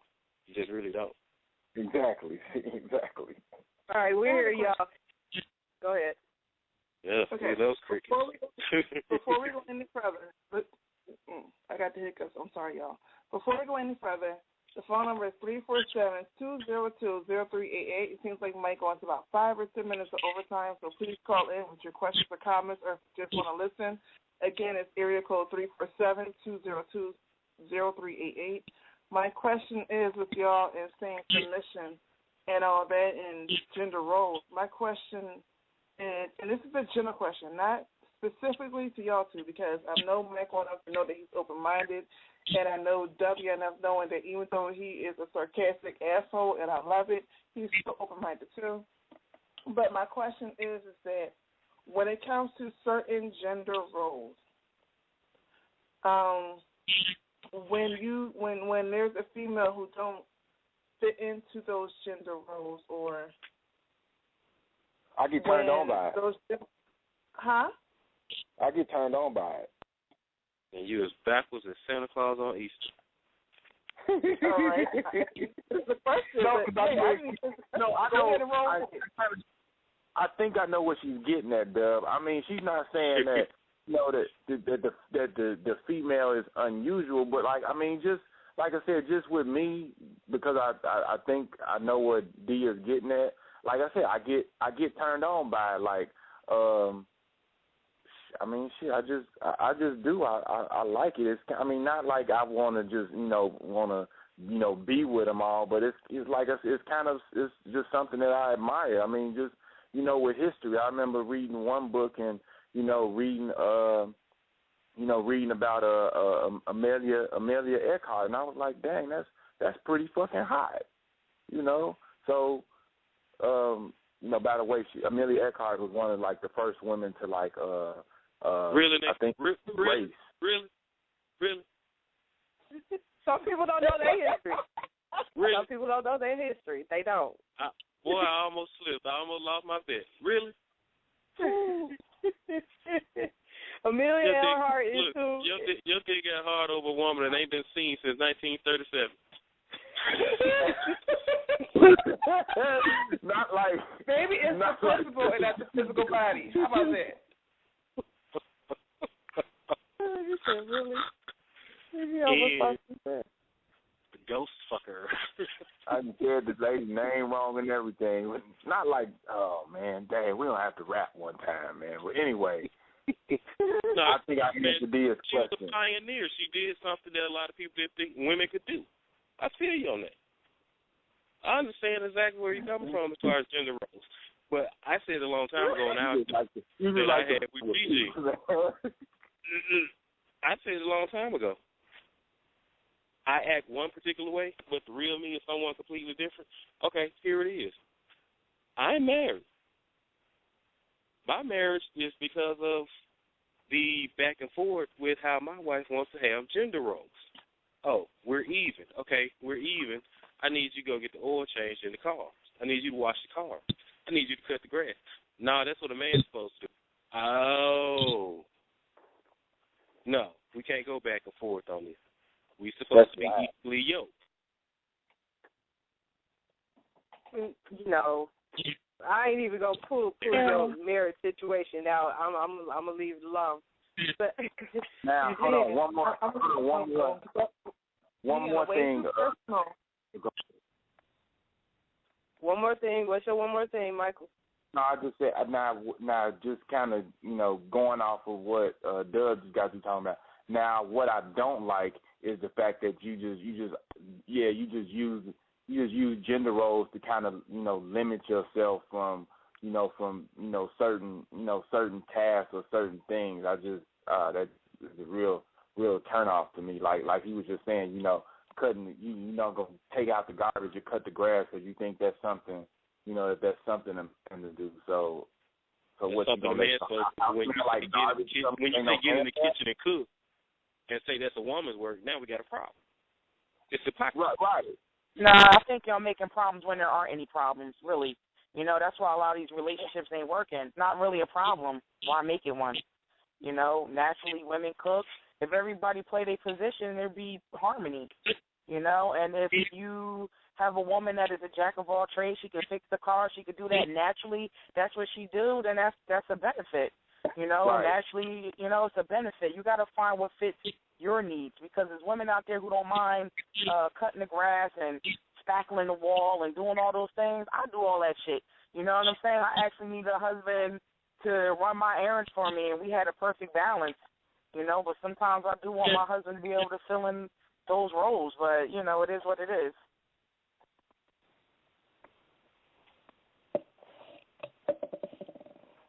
I know we got quiet real quick, but I have to agree. And even though this is particularly a gender role, for me personally, I'm not taking out the trash.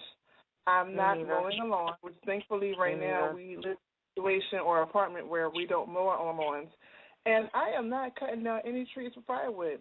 fuck that. If there's a man around, I'm not doing it. I will do what I got to do to get him to do that shit. I'm not cutting down the tree. You would not survive in the country. That's all I'm saying.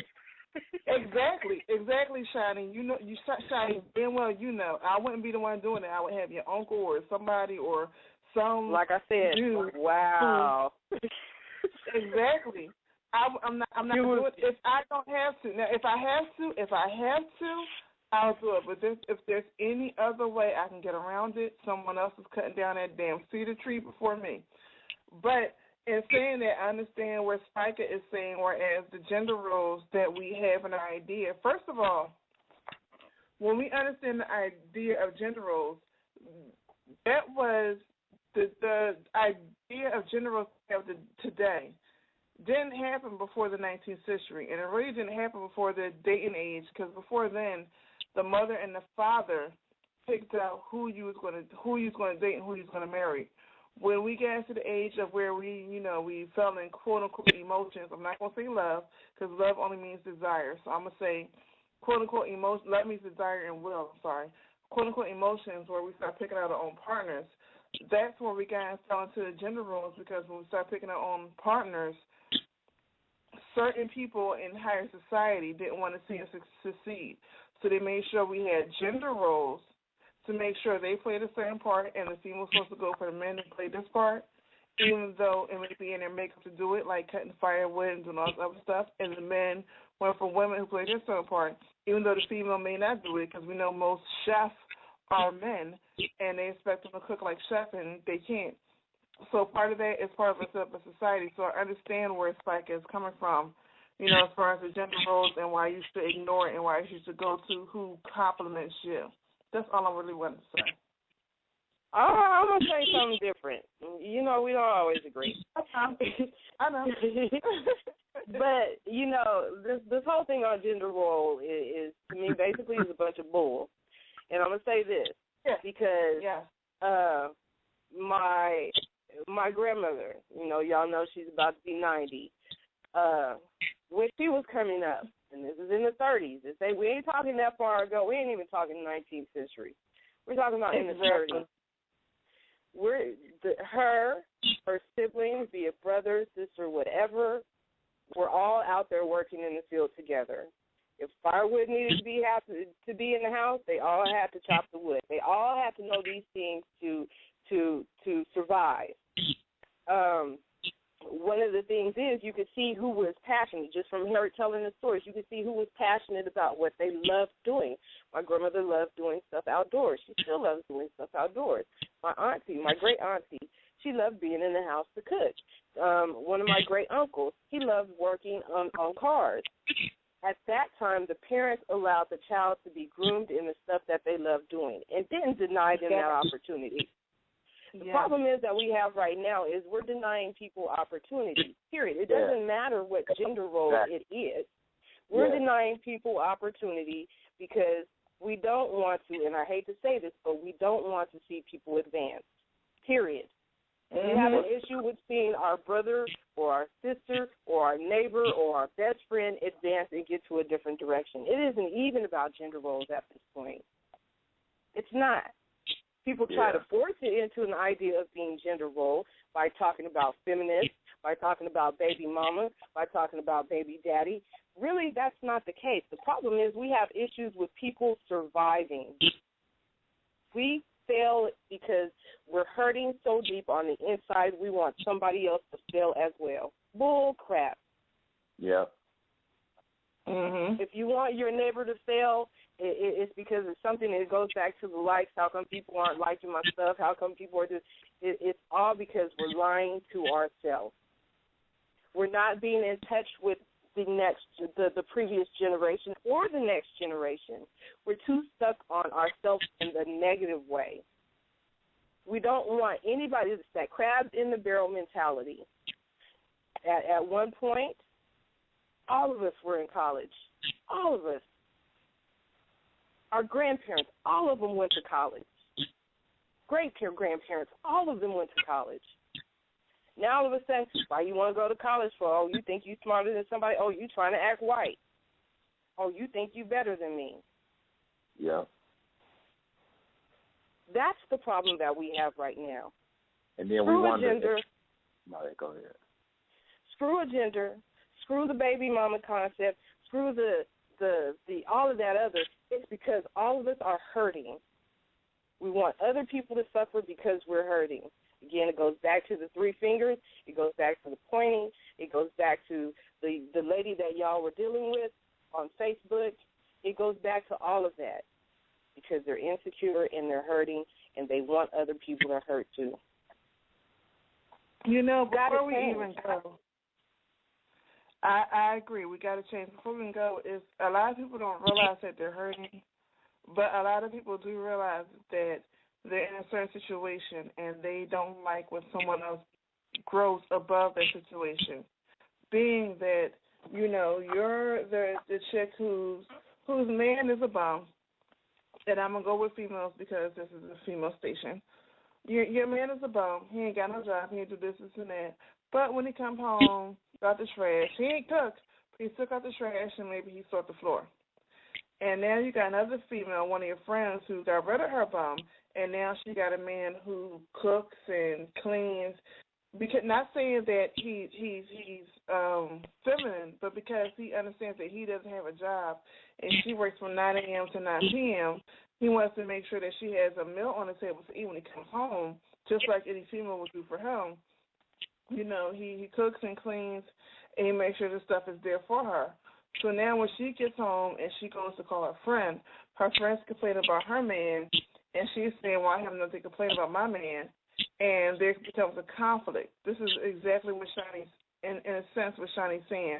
There becomes a conflict, whereas you have to learn how to let go of that negativity in order for you to rise. And a lot of times we don't know how to let go because that's our friend. That's the chick that we've been raised up off of. That's what we've been hearing from our mama, our grandma, our auntie, this, and that. We need to learn how to let go of that stuff that's holding us back. And we don't know what stuff holding us back until we get something that's so good that we don't recognize the good in it. We have to demonize it because we don't recognize the good in it. And then when we lose it, we finally realize that it wasn't a demon. It was something good for us. I just wanted to reiterate that for those who are listening. Pay attention to what you got. Not what somebody else has. Not what somebody else says they think according to their perception, according to their reality, what you have. But pay attention to according to your reality and according to what you asked for and according to the happiness that you have in that moment that this person is doing this or that you're doing this or that your children are doing this or that you're experiencing this together. Pay attention to that. And when you express that to somebody else, pay attention to what they're saying that they, from their perspective, they feel it is, oh, that's bullshit, or that's the way people stuff, or that's this and that. Pay attention to that and understand that you need to start separating yourself from that energy because that's the energy that kept you where you was, whereas right now you're a new person. You're a new definition. And Shani did the video and I did the video. You are now perfect because you're doing something. You're not stuck in your old ways. You're doing something. You keep moving. You're going through something, and you're trying to create something new. That is as far as etymology. And by what I mean by etymology, for those who don't know, not the dictionary definition, because the dictionary only goes with the current use, which is why we have new dictionary editions. As far as the origin of the word, where it came from, what it originally meant. As far as that, you are perfect as long as you're always doing something to keep growing. And I feel as though we as a people, cultured, colored, whatever you want to call it, because I now say cultured because not everybody who listens to the show is of a darker skin. Culture because they're not stuck into what media says they're supposed to be. That's why I say culture. When we understand who we truly are as a people, then we can make a change. And don't get caught up in changing society, but get caught up in changing yourself. Because if you want to change society, you have to change it by generation. So you change yourself, people will see that, and then the generation would change. And then the generation who sees that generation would change. Just as we got in this through generational problems, we're only going to get out of it through a generation if we want to do it to the benefit of our whole society as a culture. So, and the word society, and I had a sociology teacher say this. Society, and Mike is a sociologist major. Society means everybody, so that includes myself, that includes Diyah, that is. So what she's saying is change you. Once you begin to change you, then other people will change as well. And Mike also had something to say as well while I was talking earlier. What were you going to say, sir? Yeah, I think when you were talking, it's almost like, that's the reason. It's almost like the reason we. I think you were saying something of along the lines of, you were talking about how everybody in your grandmother's family, just really, they were basically left to, they had to work, of course, but they, it was that line that was drawn. And you got to go work, but you're more than free to find, what your particular talent or what your particular gift is. What do you do well? Because you ain't gonna be able to work. You ain't gonna be able to perform in nothing or be good at nothing that you don't do well. I mean, it just made sense. And a lot of times, what I see, we wondering why why just people, period. They just seem to give up or lose hope, and it's because that they don't really feel that what they doing is of value. All what you doing that ain't about nothing. You need to be doing this. And truly, the truth is, all of us are born, with a unique genius. We just have to, find some way or somebody who reinforces us staying in our lane, basically, and doing stuff that, we're really, good at, what we do well, what we love to do. We wouldn't have had a lot of people that I consider quote unquote famous, they wouldn't have been able to get the recognition that they received if they didn't go inside. And the biggest case I could think of, I don't really want to do sports entertainment right now. I really want to use Leonardo da Vinci. A lot of people, look at him as this icon, but for this guy to be recognized as one of the geniuses that's just so revered. He didn't even have formal schooling. He was the son of he was an illegitimate child, and the way they had it in Florence was, illegitimate children were denied access to formal schooling. Mm-hmm. I'm like, damn, this dude, this Leonardo da Vinci didn't have formal schooling, and he amounted to all of this. It was because he was groomed into doing it and being where he needed to be.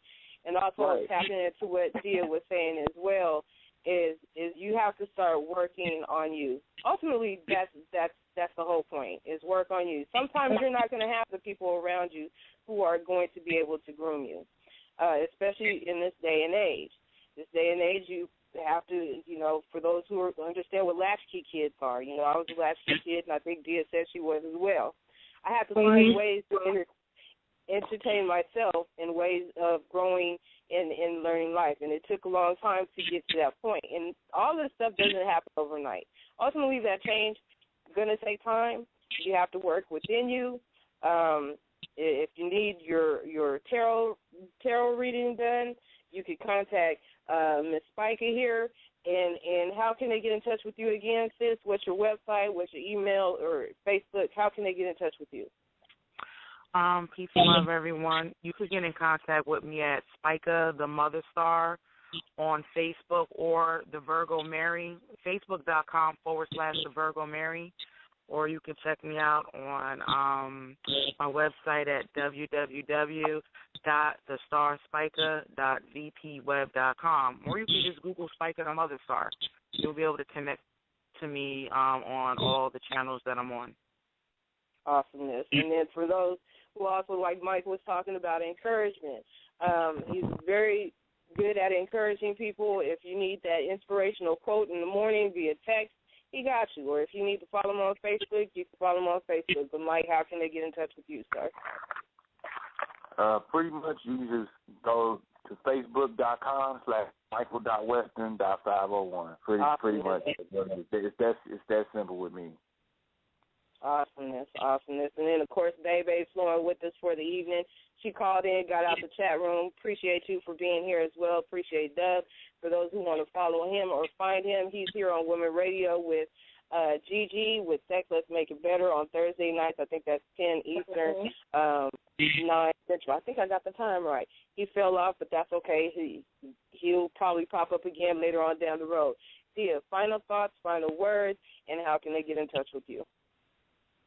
My final words is take responsibility of your own life. If you watch my videos, I talk about Dark Worker or the Left-Hand Path, which is basically understanding that your thoughts create your own life.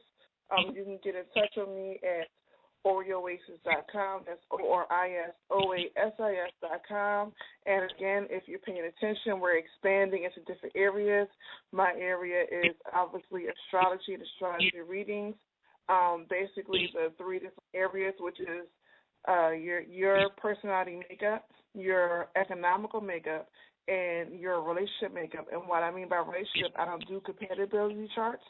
I do your relationship chart stating where or how you yourself interpret emotionally relationships, and whether it be friend, business, or lover, and how you respond, friend, business, or lover, so you know that this is you and not them, and you know how to incorporate that and make the best relationship you can according to how you need to be.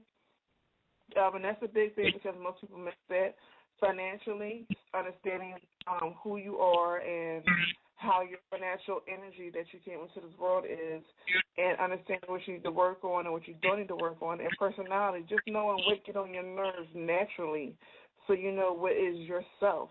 Again, knowing yourself, because I'm all about knowing yourself, and then knowing what is other people, because what other people do is very seldom and very little to what naturally get on your nerves, which is just you and your makeup, and that even includes me. No one's exempt from that. So for that, again, it's orioasis.com, Orioasis, which is ORISOASIS.com. I also do spiritual channelings as well as oracle readings. And eventually, well, I'm not going to say eventually. Right now, we have Shani, who's now doing numerology readings. If you need that, just inbox me or email me at orioasis@gmail.com or orioasis@orioasis.com, and we will get you with that. Eventually, we will figure out how to work it out. We're getting Spicer. Yes, I'm putting her on the spot. Spicer, the Mother Star, the Justice, the Virgo Mary. We are going to have her on there connected as far as one of our connections, and also doing videos on our channel for explaining tarot and how she understands it. So you can go to orioasis.com for all that, all your spiritual needs. And if you want to connect to me on social media, it's Ori, O-R-I, Oasis, O-A-S-I-S. And any social media, that's how you'll find me on social media. And also on Tuesday nights, of course, you'll find me on the Gumbo Cafe and no other on Tuesday nights at 11 p.m. Eastern, 10 p.m. Central, which I believe is 8 p.m. Mountain Time or West Coast time. She's doing too much, y'all. She's doing too much. I'm pretty sure I'm wrong. But it'll be 10 p.m. Central, 11 p.m. Eastern on the Gumbo Cafe, and Shani will correct me with all that. She's doing way too much. And I'm going to tell you, Sister Spike, be careful because she put it out there on the show that she wanted me to do videos, and you see what happened on her channel. So you more than likely will be on her channel as well.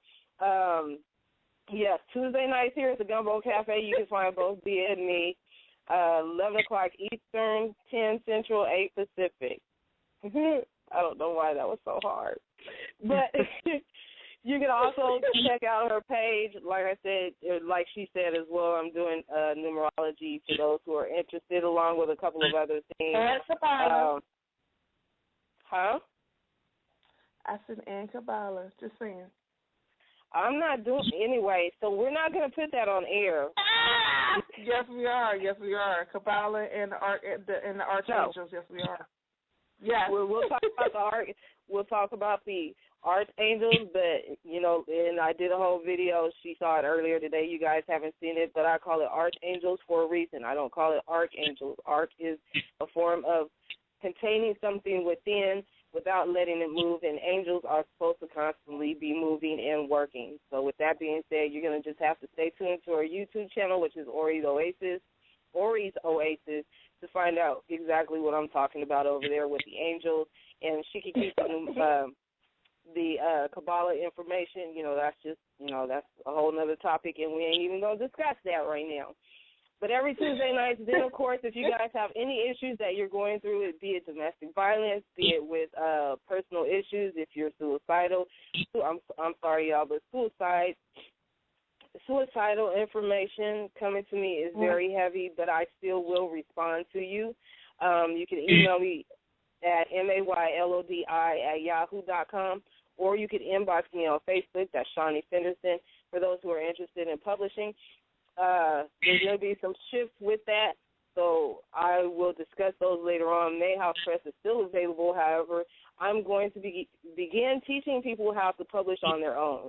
It's overwhelming for myself, even with outsourcing, and I have other things and goals that I am focused on. So with that being said, we're going to be out of here. Y'all know where to find us.